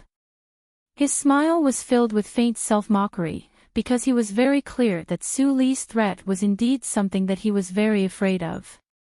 Facing an expert who did not care about rules, using military rules to pressure him was simply impossible. Since that was the case, how could he fly into a rage? But in the end, Du Shaoqing was still Du Shaoqing, a famous general with a slight self-deprecating smile. He was more frightening than ever before, but he was able to forcibly suppress the madly growing anger in his heart and did not lose his composure at all. He just stared at Su Lu in front of him and then slowly took off his sunglasses. Deep in his eye sockets, his gaze was deep and cold, like a deep mining pit on some mineral planet. Methane and snow were accumulated there, reflecting the bright background of the universe, giving people a feeling that they couldn't bear the coldness. I heard that you were the one who successfully developed the MX. Du Shaoqing stared into Su Li's eyes and said. As a famous general of a generation, being able to judge the situation and be brave enough to make a decisive decision was a form of true military wisdom. In just a few seconds, he had calmed down and accepted Su Li's threat that neither side would fly into a rage. The officers present all knew of Su Li's important role in the development of the MX mecha, so they didn't show any shock at these words. Su Lu let out a small sigh of relief. Just as he was about to explain something, he heard Du Shaoqing continue calmly. In the first test battle of the MX mecha on Ka Chifeng, you completely defeated Lieutenant Colonel Li Feng. I think that your understanding of the MX Mecha should be number one in the Federation. Under the influence of President Sieg and Lady Tai, the details of the MX Mecha battle at the Old Moon base had always been kept a secret. The Federation's military only knew that in that battle, the Nutshell Engineering Department had won against the Federation's Academy of Sciences, and the MX Mecha had been finalized. However, they never knew who those two extremely powerful mecha pilots were. In the training base, Shiyu had known the truth, and the members of Team 7 had also vaguely understood some of it from Secretary Bai's mouth. However, most people did not know this. Right now, hearing Instructor Duke say it calmly, they finally understood that their mecha instructor was actually someone who could defeat the successor of the Lees of Philadelphia, that crazy genius. The lined-up officers stared at Instructor Little Sue in shock, somewhat unable to believe their own ears. Thinking back to how they had been trying to use mecha to challenge their instructor these past few months, they couldn't help but feel a sense of shame and fear. Su Lu knew why Du Shaoqing would bring up his most outstanding achievement at this time. He looked at the other, frowned slightly, and said, reporting to instructor, "This is a Federation secret. 3 days ago, the details of the battle at Ka Chifeng have already been declassified." Du Shaoqing looked at him expressionlessly. A strange feeling grew in Su Li's heart. He wasn't sure what the cold and callous instructor in front of him meant by saying all this. Right then, Du Shaoqing continued coldly, "I heard that you were personally recruited into the army by the Lord Marshal." In the past few decades, the Federation had only had 2 marshals. One was the current president, but no one would directly address him as the Grand Marshal. The other was the actual marshal. Although that old man had already resigned from all his military positions many years ago, returning to the shores of Lake Philadelphia to watch the water, the mountains, the snow, the fish, and the world, everyone in the Federation, especially the soldiers, would respectfully refer to this old man as the marshal whenever they mentioned him. Du Shaoqing's words shocked the officers present even more than the 2 facts he had revealed earlier. Su Lu looked at this person's deep gaze in slight surprise, but he could already hear the sounds of discussion coming from behind him. To be personally chosen by the great war god and specially recruited into the army, this was more glorious than any other kind of glory. The officers looked at Instructor Su with shock and curiosity. Even the excellent military posture they had been maintaining all this time was somewhat scattered. Du Shaoqing looked at Su Lu expressionlessly. He was forced by this seemingly ordinary man to the point that he couldn't flip out. The anger in his chest turned into a stifled knife, almost cutting his heart and lungs. He directly admitted that the other party had the qualifications to make him unable to flip out, and then announced to the crowd. Then, the teacher changed the topic and returned to the topic at the beginning. You previously thought that the students didn't use the MX machine, and you are undoubtedly the most experienced soldier. Du Shaoqing said lightly, "Marshal Li admires you a lot. If you say that you don't know how to make tactical deductions, who would believe that? If you were the one attacking today, how would you attack?" The words were as cold as ice, but no one could stop them. Du Shaoqing's strategy was amazing, and no one could compare to his detailed deductions. He had actually used the commanding techniques on the battlefield at this moment. If I can't use military rank to suppress you, I'll use logic to suppress you. In just 3 sentences, Du Shaoqing had pushed Su Lu to the front of everyone's burning gazes, pushing him to a certain height. You are the developer of the MX Mecha, you are the strong person who defeated Madman Li, you are the person personally groomed by the Great Marshal. If Su Lu still said that he didn't know how to respond at this time, who would believe him?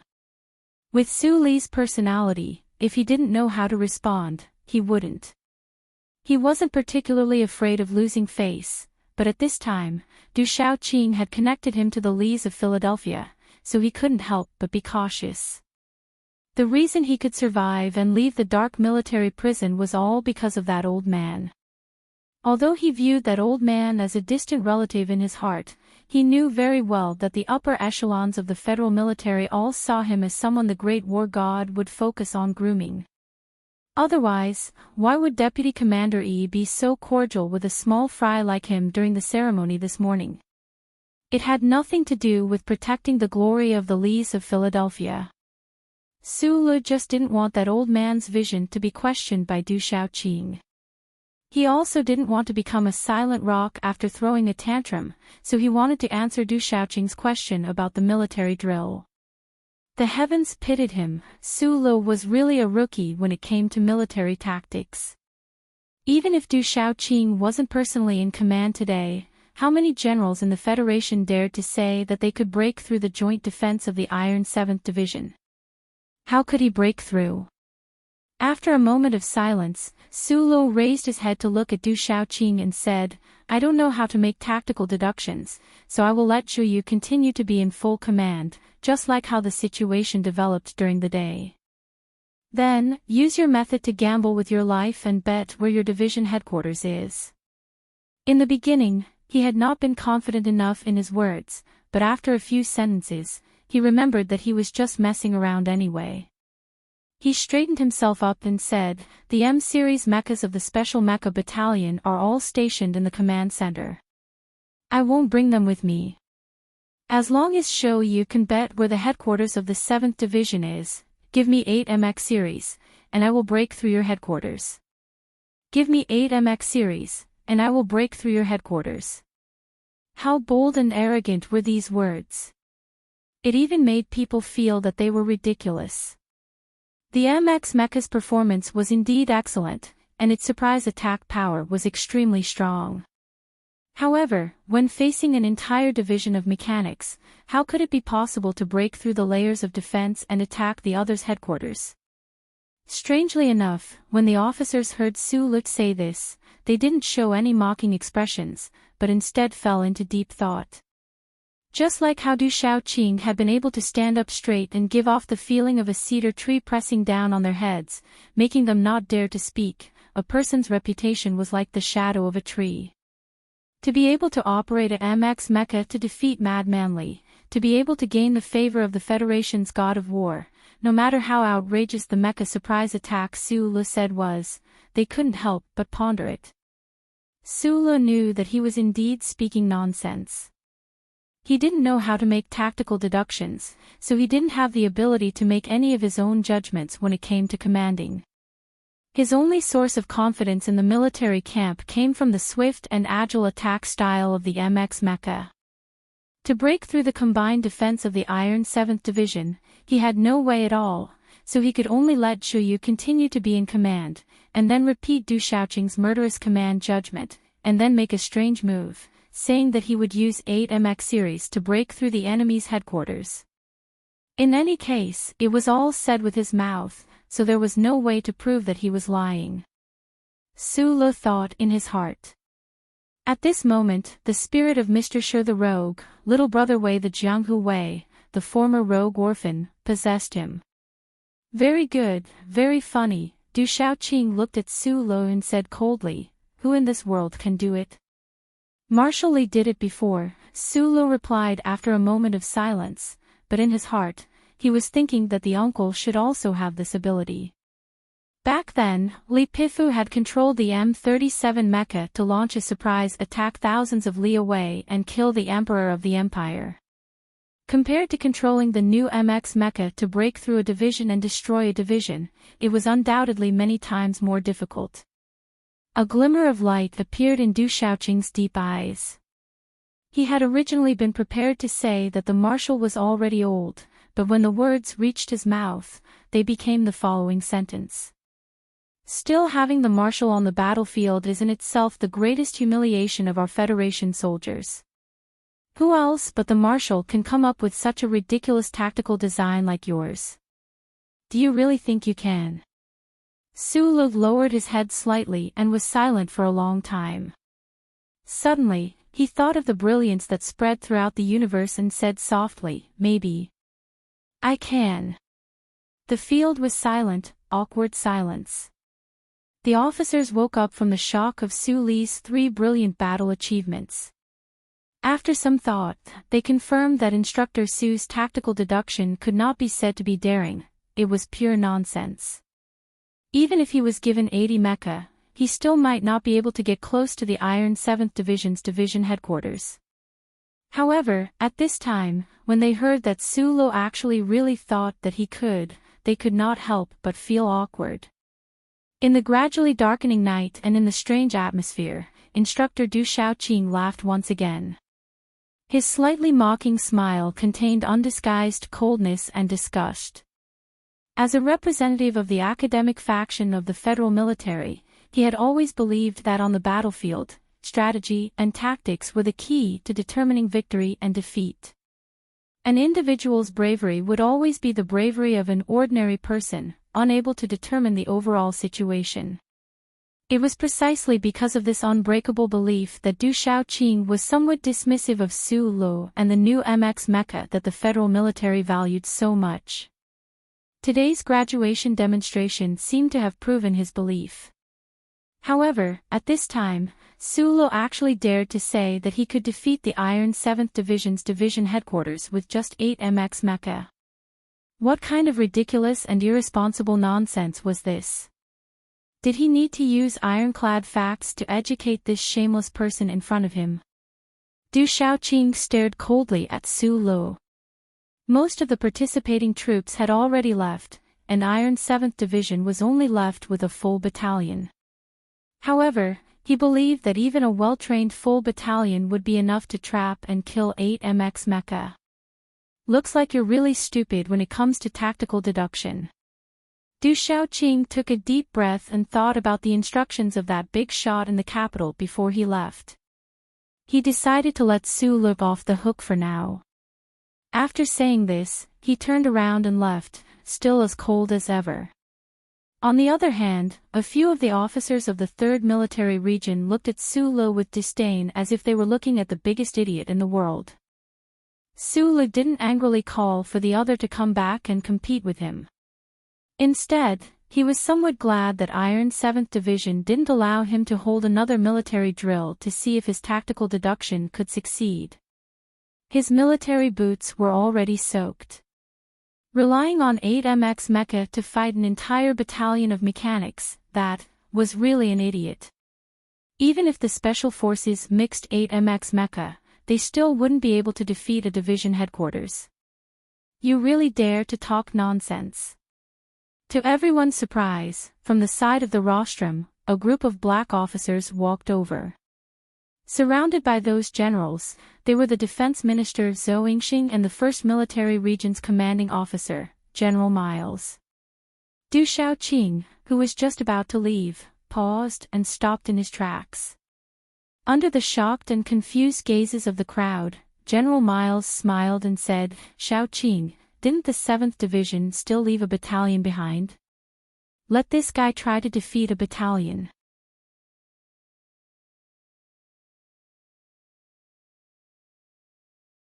Chapter 337. The Federation attached great importance to the military officer training this time. Otherwise, they wouldn't have spent so much effort and used the few crystal mines in the first place to transfer the troops to participate in the battle from afar so that the military officer students could use them as chess pieces. These officer cadets were, in a sense, the future of the Federal Army, but who could say for sure what would happen in the future? Perhaps they would fall in space before they became generals, or perhaps they would be mediocre on the battlefield in the future. Thus, although the military placed great importance on this, they were careful not to make too much of a spectacle. Today, the highest-ranking general who had personally come to watch the graduation drill was only Deputy Commander E of the 1st Military Region. Who would have thought that the Defense Minister and the Chairman of the Joint Chiefs of Staff, these two top brass of the military, would quietly come to the base several hours after the drill had ended? What were they doing here? Seeing Minister Zhou and General Miles being accompanied by a group of officers, everyone present could not help but feel shocked and confused, countless thoughts running through their minds. This was especially so for Division Commander Du Xiaoqing, who had been preparing to leave. His grip on his gloves and sunglasses tightened subconsciously, and his sword-like eyebrows twitched slightly. The arrival of two military bigwigs made him feel confused, especially General Miles' words earlier, which made the veins on his forehead pop out and disappear. Let his own personal guard battalion play a game with Sulu. Try breaking through a battalion. The cold and proud Du Shaoqing felt that he and the 7th Division were being disrespected, and many feelings of displeasure welled up in his heart. However, the other party was the highest-ranking general of the federal military, so he silently saluted and then stood to one side, not saying anything.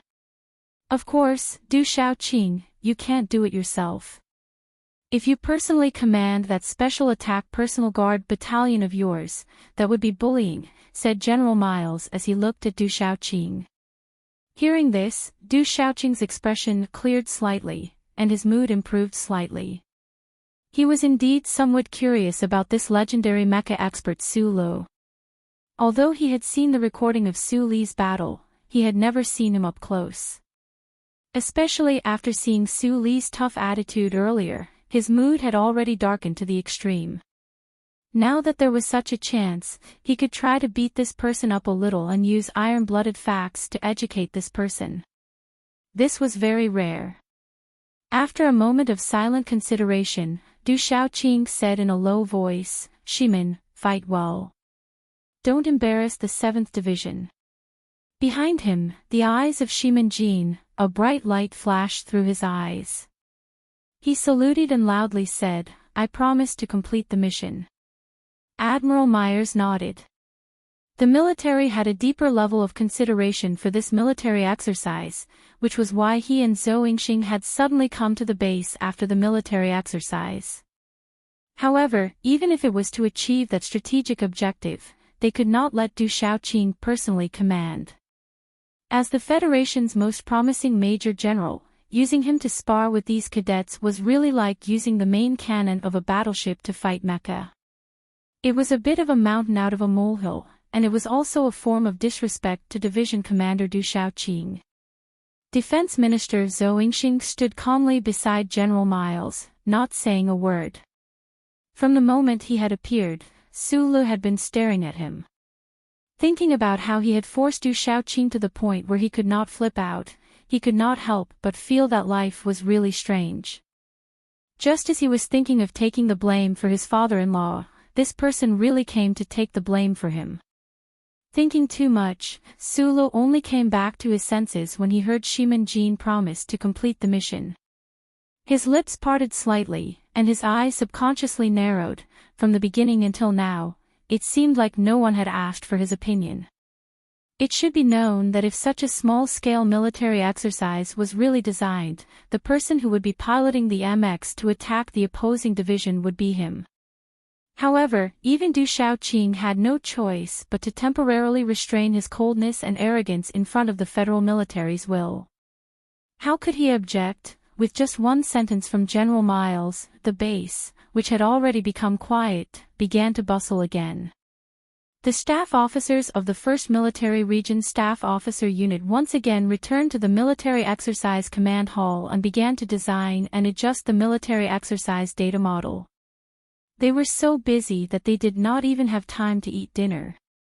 As these staff officers designed the military exercise plan, they also felt that it was hilarious and ridiculous. Using 8 MX mechas to attack an entire battalion. With this sort of power difference, no matter how perfect the military exercise command center's plan was, it would not be able to achieve a complete balance. Most of the participating troops had already left the base on military aircraft. The main forces of the Iron 7 Division had already embarked on their journey back to System S3. In today's military exercise, the MX mecha had already demonstrated their formidable combat prowess. If this had been a normal military exercise, the staff officers might have really believed that these 8 MX mecha would be able to take down an entire battalion's defensive line. But the problem was that the last battalion left in the base was the Iron 7 Division's most ferocious all-mecha defense battalion. All the officers of the Federation knew that the strength of the Iron 7 Division was mainly due to Division Commander Xiao Qing, followed by a group of outstanding officers led by Shimin Jin, and the most ferocious of all was the All-Mecha Defense Battalion. In many military exercises in the past, the Iron 7 Division had never mobilized the defense battalion by the division commander's side. Once this battalion was mobilized, it meant that the other side had indeed performed extremely well. But at the same time, the military exercise was about to end. The Iron 7 Division's defense battalion was nominally an entire battalion, but in reality, if you included the mechanical repair company and the individual logistic system, this battalion was extremely overstaffed. When these military staff officers had nothing to do, they had done some calculations on their combat power. If the Iron 7 Division's defense battalion was fully mobilized, they would actually have the combat power of an independent regiment. The time for this sudden small-scale military exercise was set for the next morning. However, the military staff officers busied themselves for half the night and still couldn't come up with a plan for the military exercise. This was because in the past military exercises, there had never been such a strange design. After a long time of frustration, the staff officers of the Military Exercise Command Center decided to revise the original plan. After consulting with their superiors, they added in a data simulation. With the help of the Federal Central Computer, they designed their own virtual military force. Only then did they barely manage to pass the military exercise plan. One side of the military exercise was the Iron 7 Division's defense battalion and a virtual support team. The other side was the virtual battalion commanded by the officer cadets and the 8 MX mechas led by Su Lo. While the staff officers were busy, Su Lo and the officer cadets were eating dinner in the cafeteria of the base. After the sudden confrontation in the afternoon, the members of Team 7, who called themselves the 17 Mechanics, had already shed their initial suspicion and uneasiness towards Su Lo. Under the lead of Xiong Lin Quan, they clamored and yelled as they sat at his table. As for the other officer cadets, their impression of Instructor Xiao Su had also undergone a fundamental change. They all sat at the table beside him with smiles on their faces. Thus, the scene in the cafeteria was very interesting. With Su Li's table as the center, 50 to 60 soldiers sat neatly in a circle. Although everyone had smiles on their faces, those smiles were actually very forced. Tomorrow morning, these officer cadets would once again walk onto the simulated battlefield of the military exercise, and Su Lo would have to lead the 8 MX mechas to complete that seemingly impossible mission. Today, the military transferred 3 mechanics over. Although the 2 reserve divisions are only used to set up the simulated battlefield and exert pressure, they can't be deployed to the lonely mountain area. But after all, we are commanding 3 divisions. If we lost so badly against the Iron 7 Division, I have even less confidence in commanding tomorrow morning. Zhou Yu put down the utensils in his hands and said with a complicated expression, Commander Du's tactical deduction has no loopholes. Although Shimin Jin will be commanding tomorrow, in reality, the Iron 7 Division is still his division regardless of whether he is there or not. I can't find any loopholes in their plan. As for the surprise attack by the MX mechas, if it was a true surprise attack, perhaps there would be some chance of success. But this impromptu military exercise has already clearly indicated that you are going to launch a surprise attack, so the other side will definitely be prepared to deal with it. There is no way we can succeed in this kind of ridiculous military exercise. Su Lo lowered his head and ate silently, not saying a word. He could feel the atmosphere in the cafeteria. The officer cadets had never had the experience of commanding a large unit by themselves, especially freshly graduated students like Zhou Yu. No matter how talented he was, the gap between him and Instructor Du Xiaoqing could not be closed. At this time, everyone no longer had much confidence in themselves. After General Miles somewhat unreasonably confirmed the impromptu military exercise, Su Liv noticed that Du Xiaoqing was looking at him coldly. With his ability to judge people's hearts, he actually felt a trace of murderous intent. The burning jinchi in his body immediately began to circulate, becoming extremely sensitive. Su Li's mood was somewhat gloomy and slightly angry. Although Du Shaoqing had not been able to fly into a rage today, which had caused him to lose face, and because of Park Ji-ho and other matters, it was difficult for him to coexist peacefully with the Iron 7 Division. But the other party had actually wanted to kill him. This made him feel incomprehensible and uneasy. Just as he was about to comfort the student who was forcing a smile, he saw Secretary Zhao walk in and use his eyes to signal for him to follow him out. Minister Zhou wants to see you. Secretary Zhao had met Su Lo a few times and was no stranger to him. He also knew that the person in front of him often went in and out of the Shishan Zhou family. Su Lo was slightly startled. He did not understand why Minister Zhou wanted to see him at such a tense time before the military exercise. Was he not afraid of the speculation and discussion within the military? Sit. In the high-rise suite of the training base, Zhou Yingxing took off the glasses on the bridge of his nose and calmly waved his hand at Su Lo, indicating that he should sit on the sofa beside the bed.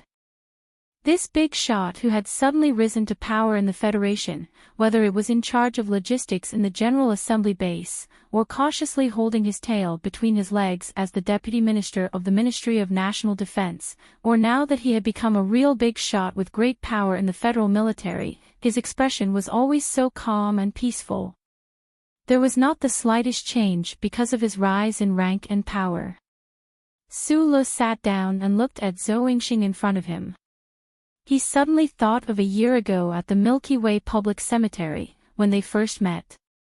They should not have been familiar with each other, but because of the black pot, they became familiar with each other. Looking at the white hair on Zhou Yingxing's mane, Su Lo felt a little emotional.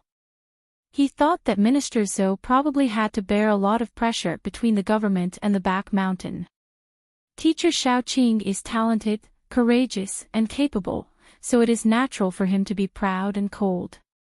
As a soldier of the Federation, you have to admit that he is a model soldier. No matter from which angle you look at it, it is difficult for you to find fault with him. Zhou Yingxing looked at him gently and said, "The President and the new members of the Parliament all admire him." After casually mentioning this powerful minister did not say anything else, nor did he blame Su Lo for his performance today. In the past year, Su Lo had often gone to the West Mountain compound to eat, and had also had a few deep and simple conversations with the other in the study. He had gradually gotten used to this style of speaking, but he was extremely sensitive to some hidden meaning in Minister Zhou's words. It was difficult to find fault with Du Shaoqing. Did this mean that some people in the upper echelons of the military had been trying to find fault with the Iron 7th Division? On the surface, the data shows that only 27 MX mecha have been made, but in reality, the General Assembly Base and the Nutshell Engineering Department have already made 230 MX mecha. Minister Zhou calmly changed the topic and said, "The relevant military mechanics have also been receiving training in Hong Kong. The ones in charge of the training are Shang Qiu, whom you know, and those companions who worked with you all those years ago." Su Lo nodded. The Federation had sent Shang Qiu and the others to train mechanic engineers, while he was sent here to train pilots. With both sides working together at the same time, the actual large-scale equipment of MX should be able to be brought forward. It was just that he did not really understand why he had to train so harshly in their mecha abilities when the training officers were trained according to the standards of their commanding officers. Why did the military not let him train the original pilots of the various units? Fitting out a new mecha is a comprehensive project. It cannot be rushed. Zhou Yingxing's brows showed signs of fatigue. He said, "But no one knows how much data the Empire has on those two corridors. When will the first shot be fired in the West Woods, so the military must hurry. The department has seen the teaching materials you wrote in the base and admired them very much, especially your statement that the pilots themselves should also be excellent mechanics. The Federation cannot immediately train tens of thousands of ready-made mechanics. If the people who operate the mecha have a deeper understanding of the mecha, this problem can be solved. After some modifications to your teaching materials, they will be sent to the 4 great military academies. Zhou Yingxing seemed to be in a better mood. He looked at him with a smile and said, "I knew you could design mecha, but I didn't expect your theoretical level of mecha operation to be so good." Su Lu was a little embarrassed. He had never formally learned how to operate mecha. He had only memorized a lot of it in Yue University. Coupled with the advanced testing system in H1, he had been able to rely on his deep knowledge of mechanics and his understanding of the MX to come up with this set of teaching materials. He had not expected that this set of teaching materials, which he had been forced to write, would actually be used by the military. In the past, the official data stated that there were only 400 M-series mecha. How many are there really? Su Lu thought back to what Minister Zhou had said earlier, and suddenly his heart skipped a beat. He had a close relationship with this important person in front of him. He could not help but want to know the big question he had when he was reading the weapons magazines in Donglin. 3,400 units, and it's still increasing at the rate of 20 units a day. Minister Zhou rested both his hands on the sofa and replied with a smile, "The MX is a brand new system. The main assembly base and nutshell don't have enough production lines, and the cost is too high. The old M-series mecha will still play a big role in future battles." Hearing this number, Su Li's heart shook. So the Federation had been hiding its true strength all this time. And looking at the trace of emotion and satisfaction on Minister Zhou's face, he remembered that this general had always been in charge of the Federation's logistic system. The astonishing number of mecha and the powerful ability to deliver supplies should be the condensation of the other's life's work and his greatest pride. Everyone knew that logistics were the key to war. And the Federation had appointed a general with a logistical background as the Federation's Minister of Defense. No matter how much of this involved, the strong recommendation of Ma Chou-Yingxing and President Pobre's Balancing Act, it at least proved that the Federation was changing some big concepts. Summoning him here in the middle of the night naturally couldn't be just to talk about some Federation secret numbers or daily life. Su Lu thought to himself that tonight's conversation would definitely have something to do with the MX mecha. These training officers and the Japanese military exercise this time are actually the plans drawn up by the Joint Chiefs of Staff after the MX mecha standard was officially confirmed half a year ago. Minister Zhou looked at him calmly and asked, "Do you know the true purpose of this military exercise?" Su Lu shook his head. War is a war of people, and also a war of equipment. A revolutionary weapon will bring about a revolutionary change in the thinking of war. Unfortunately, the MX appeared too late, and the war is just around the corner. There isn't much time for the federal military generals to gradually discover the importance of the MX and gradually change the inherent tactical guiding ideology. To change the established thinking they learned from the 4 major military academies is a very difficult thing. This bend, no matter who tries, it will be very difficult to turn it around. But we need to consider what kind of situation we will face if the Empire's new mecha has already been successfully developed. Zhou Yingxing said with a serious expression, "In the future, the frontline commanders must learn a completely new commanding ideology in terms of attack and defense. Attack, they must maximize the mobility of the MX mecha.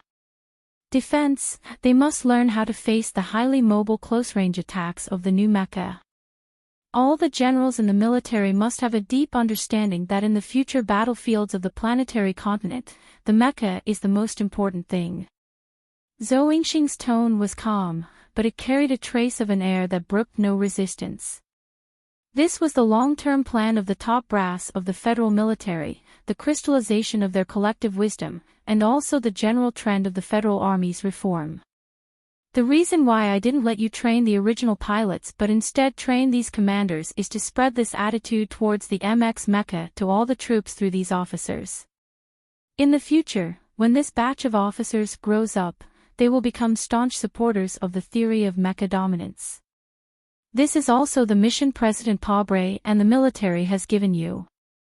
Hearing these words, Sulo could not help but feel his mind waver.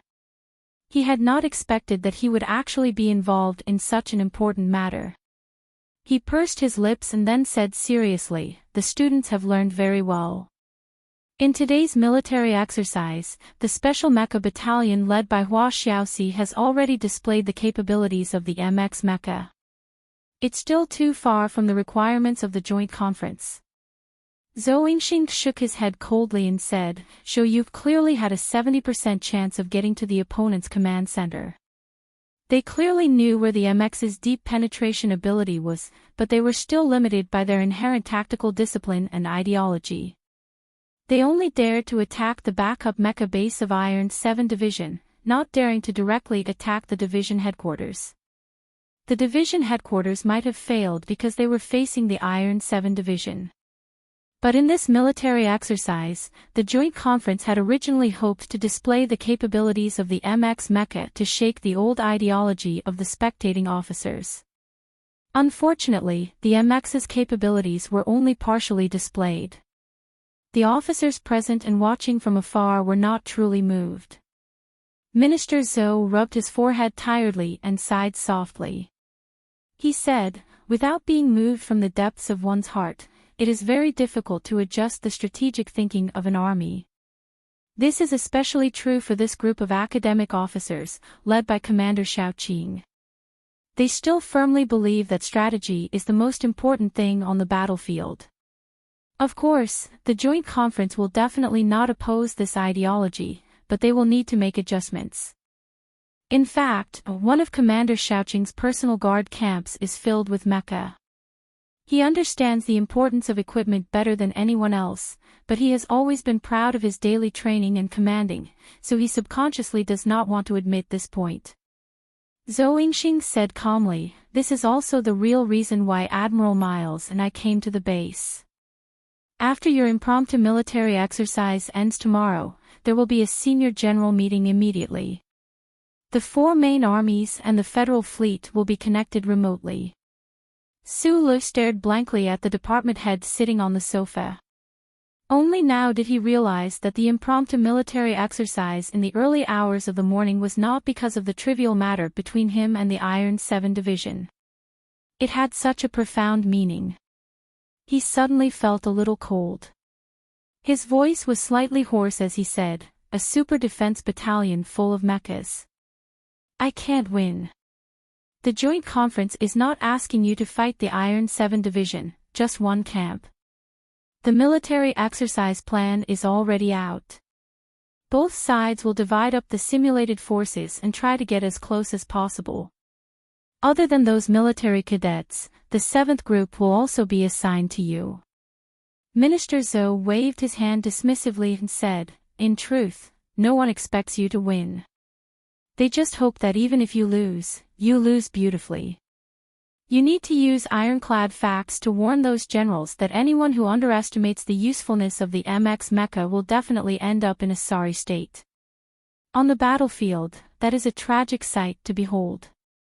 He was going to fight a battle that was destined to be unwinnable just to vent his anger and make the other side suffer heavy losses. This would leave a shadow in the hearts of the generals. Su Lu felt that this matter was a little ridiculous. Furthermore, he knew that he would lose, but he still had to lose to the bastard Iron 7 Division.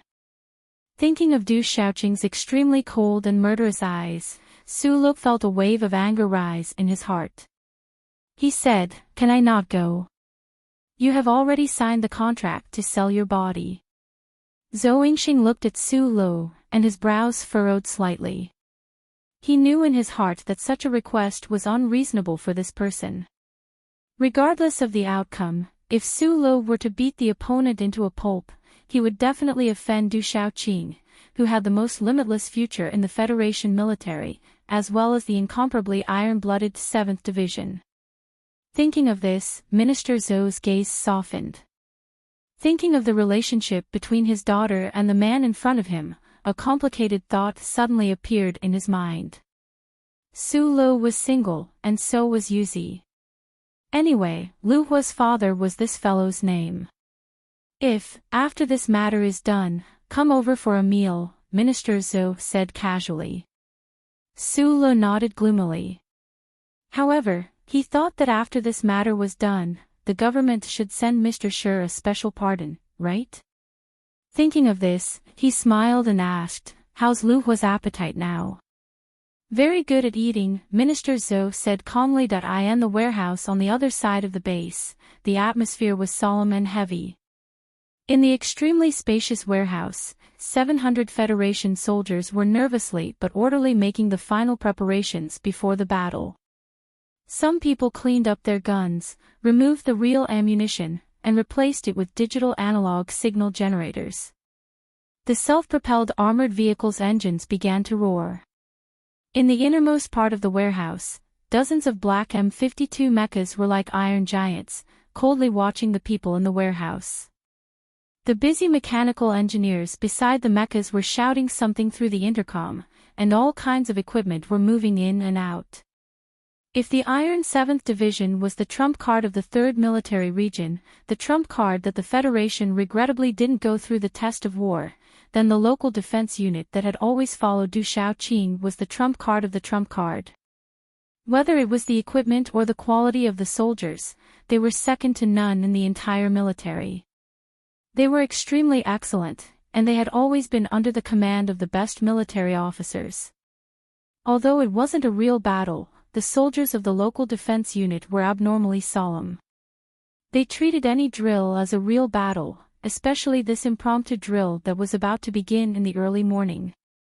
It was related to the glory of Division Commander Shaoqing and the entire Iron 7th Division. Many people already knew about the story between the lieutenant colonel named Su Lo and their division commander on the field. Their hearts were filled with anger, and they decided to directly smash the troops led by that reckless lieutenant colonel into pieces. Following a sharp beep of an alarm, the armored vehicles and the M52 mecha that had switched to moving mode began to rumble forward, crushing the hard and special ground as they moved into the night, heading towards the designated area of the military exercise headquarters to set up defenses. Division Commander, why did you agree to the Ministry of Defense's request? Everyone knows that Kid is the future son-in-law of the head of the military. Our Iron 7th Division is not a tool to play games with other people. A lieutenant colonel stood beside Division Commander Du Shaoqing and said angrily. Du Shaoqing was silent and didn't answer. He only glanced at Shimin Jin beside him to confirm that this subordinate of his that he admired the most didn't have any intention of underestimating the enemy. He nodded his head in satisfaction. There are no games on the battlefield, Du Shaoqing said coldly. Shimin, fight well. Yes, Division Commander, Shimin Jin replied in a low voice and then followed his troops into the darkness. Watching the local defense battalion of the Iron 7th Division gradually disappear into the darkness, listening to the faint sounds of mechas tearing through the forest and the rumbling of tanks in the distance, Du Shaoqing's deep eye sockets suddenly became cold, but it immediately turned into a trace of indescribable complex emotions. Many people, including his subordinates, thought that this impromptu military drill was a joke, but what kind of person was Du Shaoqing? Although he was successfully angered by Su Lo, he only needed to calm down for a few minutes to clearly determine the true intentions of the Joint Conference and the Ministry of Defense. This was not a dispute between him and Su Lo. In fact, Su Lo didn't even have the right to challenge his military talent. Du Shaoqing quietly looked at the dark night, but from this impromptu military drill and the intentions of the military, he thought of something even more profound. Looking at the entire universe, Du Shaoqing had always had no respect for anyone on the battlefield. Even the tiger in the West Woods was just a person with courage but no brains in his eyes. Only one person stood in front of him like a mountain, blocking the blue sea, blue sky, and thousands of stars in his eyes. That was the Federation's god of war, Li Pifu. He was not a person who only knew how to be arrogant. His heart was filled with respect and worship for the Federation's god of war. During his military career, he had even regarded Li Pifu as his teacher from afar. But Du Shaoqing was not an ordinary person. He regarded Li Pifu as his teacher, but he wanted to surpass this teacher who didn't know him and establish his own history on the battlefield. After many years of peace, the Federation urgently needed a hero after the god of war retired to the lakeside of Feiqing. Du Shaoqing relied on his own talent and his achievements in the Iron 7th Division to become the successor of the god of war. He himself did not contradict this saying. His real thought was, if not me, who else can do it? However, the god of war suddenly left Feiqing, went to the capital special district, and went to the military prison of Qingqing, all for that kid. That kid even entered the military base and became the instructor of this batch of officers with great potential. Du Shaoqing's cold eyes flashed with a hint of mockery. Successor. The god of war, Li Pifu, had both military wisdom and supreme bravery. He was the epitome of military talent. Du Shaoqing took away the word strategy, while Su Lu challenged Li Feng at the top of Cocky Peak and killed Macklin at S2. However, he took away the word bravery from Li Pifu. The marshal shocked the universe back then. In the end, he relied on his bravery to travel thousands of miles to kill the emperor of the empire. Du Shaoqing looked at the dark night with some loneliness and muttered to himself in his heart. Su Lu was still an inconspicuous instructor, but he already felt threatened. How far would he go in the future, a person specially trained by the army god?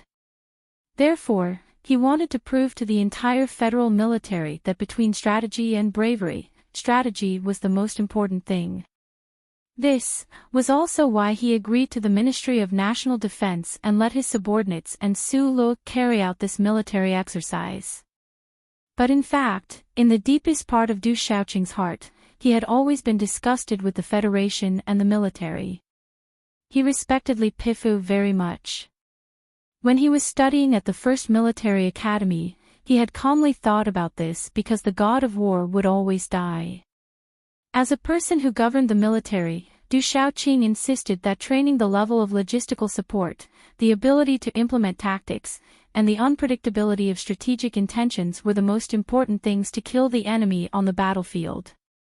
Individual heroism and idol creation could bring an extremely strong combat strength in normal times, but this kind of influence was too heavily relied on. Once the hero or idol died, what would the army do? However, Du Shaoqing did not notice that at this time, several soldiers left in the warehouse were secretly looking at him from afar. Looking at the tall and straight figure of their teacher, the eyes of these soldiers were filled with fanatical worship and awe. He himself was already the embodiment of the Iron 7th Division. The plan for the military exercise has been decided. The Iron 7 Division has been given a virtual high-speed missile unit by the central computer. It's a non-cruise system. Although it won't do much damage to the MX mecha, it'll still be a big problem. Our side has only been moved by a virtual reorganization camp. Those digital signals will face the trump card of Iron 7th Division, so we can't place too much hope on them. Besides, the tactical intent this time is too clear. The other side will definitely be on guard against the MX mecha breaking out of camp. If the other side has a thermal activation band monitor, then it will be very difficult for you guys to approach silently. If you guys block all electronic signals, then I can release a few inductive heat sources and try. But the problem is, if you guys block all electronic signals, then you won't be able to receive the satellite map and real-time information from the command center. In this vast mountain range, where will you find the other side's command center? The most important thing is, I might not be able to bet on the location of his command center from the electronic monitoring. Zhou Yu, who was in charge of the overall tactical deduction and specific command, was not as gentle and calm as usual. His brows were furrowed, and his expression was worried as he said, "The local defense camp's equipment is too strong." Although Du Shaoqing is not well known, I heard that he is Du Shaoqing's most trusted staff officer. He is still a guard with the rank of lieutenant colonel, and is educated by Du Shaoqing every day. You can imagine how good his commanding skills are. We will lose without a doubt. I can't think of any other way, said Zhou Yu directly. The stern-looking officer students beside him began to discuss among themselves. Instructor Su, what do you suggest? Hua Xiaoxi noticed the silent Su Lu and asked curiously. With these words, the room instantly fell silent.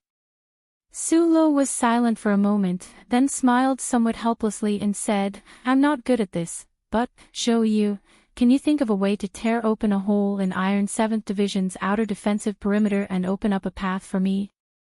Even if you can tear it open, it won't mean much. 8MX Mecha are too big of a target and will be easily discovered, said Zhou Yu seriously. Su Lu lowered his head slightly, his palm lightly stroking the black workbench beside him. He said, Hua Xiaoxi, you guys send all 7MX Mecha out in a moment and leave a path for me to sneak in. No matter how strong the MX Mecha are, don't expect them to actually be able to break into the opponent's command center. Zhou Yu retorted bluntly, the internal electronic codes of the federal military are too easy to identify. As mentioned earlier, unless you turn the MX into a blind and deaf person, then there will be some possibility. But for a blind and deaf person, are you prepared to wander around the mountains for an entire day and then admit defeat? I'm going to lose anyway. Just help me leave a hole. Su Lu scratched his head, then turned his head with a wry smile to say to Xiong Linquan and the other 18 men, you guys follow me. Once you can squeeze into the hole, then spread out and help me cover up. The entire room was silent. The officer students were all excellent all-rounders, but after thinking about it for a while, they still couldn't understand. Other than stupidity, what other adjectives could describe Instructor Xiao Su's design? The night wind blew gently. At the training base surrounded by the lush mountains, it was already autumn. Stimulated by the chill of the night, even those swaying branches seemed to be frozen stiff. 8 pure black MX Mecha were like 8 proud warriors about to go on an expedition. Su Lu narrowed his eyes as he looked at the cold mecha that had been repaired and recharged. Carrying the black workbench, he climbed up in a few steps and squeezed into the comfortable design of the operation cabin. Team 7 had already taken the lead and slipped into the mountains under the night sky. These professional militants who were used to doing the dirty work for the government might not be better than the people of the Iron 7 Division in terms of military quality, but this kind of stealth work was exceptionally easy for them. Su Lu thought of the heroic figure of Xiong Linquan breaking through the forest with Carlin's guns and cannons, and couldn't help but feel a chill. The pilots of the Federation all had their own hidden treasures. This was a rule that had been cultivated over the years. The more ace the pilot was, the more bizarre and mysterious their belongings would be. Some would use their wife's sexy underwear, some would use their daughter's school bag, and some would even put a miniature statue of Li Ruofu in their mech. No one knew that Su Lu and Madman Li's hidden treasures were both boxes. It was just that Su Li's box was slightly bigger, but what he really needed was the heavy leather jacket that was hidden under the black workbench. After the phone call many days ago, the 7th young master of the Li family, who had been trying to reinvest in Su Lu, had prepared money and some controlled equipment components without hesitation. Through Zhou Yu's means, he had quietly smuggled them into the base. The equipment in the base was incomparably advanced, and Su Lu also had extremely high authority. As early as half a month ago, he had already assembled the simulation system he needed the most. With the simulation system in hand, I have the world. Without this hidden treasure, Su Lu would definitely be like these military cadets when he participated in this impromptu military exercise, without any confidence. Of course, his current confidence was still not much. Accompanied by the buzzing sound of micromotors, the front hatch of the MX Mecha slowly closed. The feeling of silence and isolation once again appeared in Su Li's mind. Narrowing his eyes, he opened the central control system and performed one last round of self-checks. Taking out the simulation system, he put it on and began to connect. As a mecha designer, he had an innate advantage in this aspect. The universal interface that Sulu had designed just so happened to be able to connect to the simulation system. After 3 minutes of silence, Sulu felt the numbing and itching sensation of electricity on the surface of his skin. He felt the scorching lines of power in his body flowing along his internal meridians, continuously sending signals to the MX mecha. He could not help but feel a strong surge of confidence and power fill his entire body. The black MX mecha began to move. Its cold alloy mechanical legs did not turn into forward mode, but instead trembled strangely. Then, with a strong gust of wind, the black mecha disappeared from its original position with unparalleled speed, breaking through the forest and kicking up a cloud of dust, leaves in the air, and countless birds chirping. The 7MX mecha who had been left behind seemed to freeze. In the cockpit, Hua Xiaoxi thought about the scene on the screen and could not help but rub his eyes. This level of mecha control, how high of a hand speed was needed to make a mecha display this kind of speed? Everyone was shocked and amazed. Instructor Little Sue was indeed the ace pilot who had defeated the heir of the Lees of Philadelphia. This level of ferocity was truly not normal. 5:30 a.m., this strange military exercise officially began. Iron 7th Division's Ace Defense Camp, in just one encounter, displayed even greater combat power than they had displayed during the day. On the battlefield, the interference of radio waves, filtering, and strong and weak signals intertwined with each other in the air without a sound but in an incredibly tragic manner. The moment the ground troops came into contact with each other, the numerical strength of the virtual soldiers on the central computer dropped rapidly under the attack of the local defense battalion, who cut them apart like sharp blades. Zhou Yu stared at the data on the screen with a heavy expression. Only now did he know that Instructor Du Shaoqing's words were true. During the day, Iron 7th Division had indeed gone easy on them.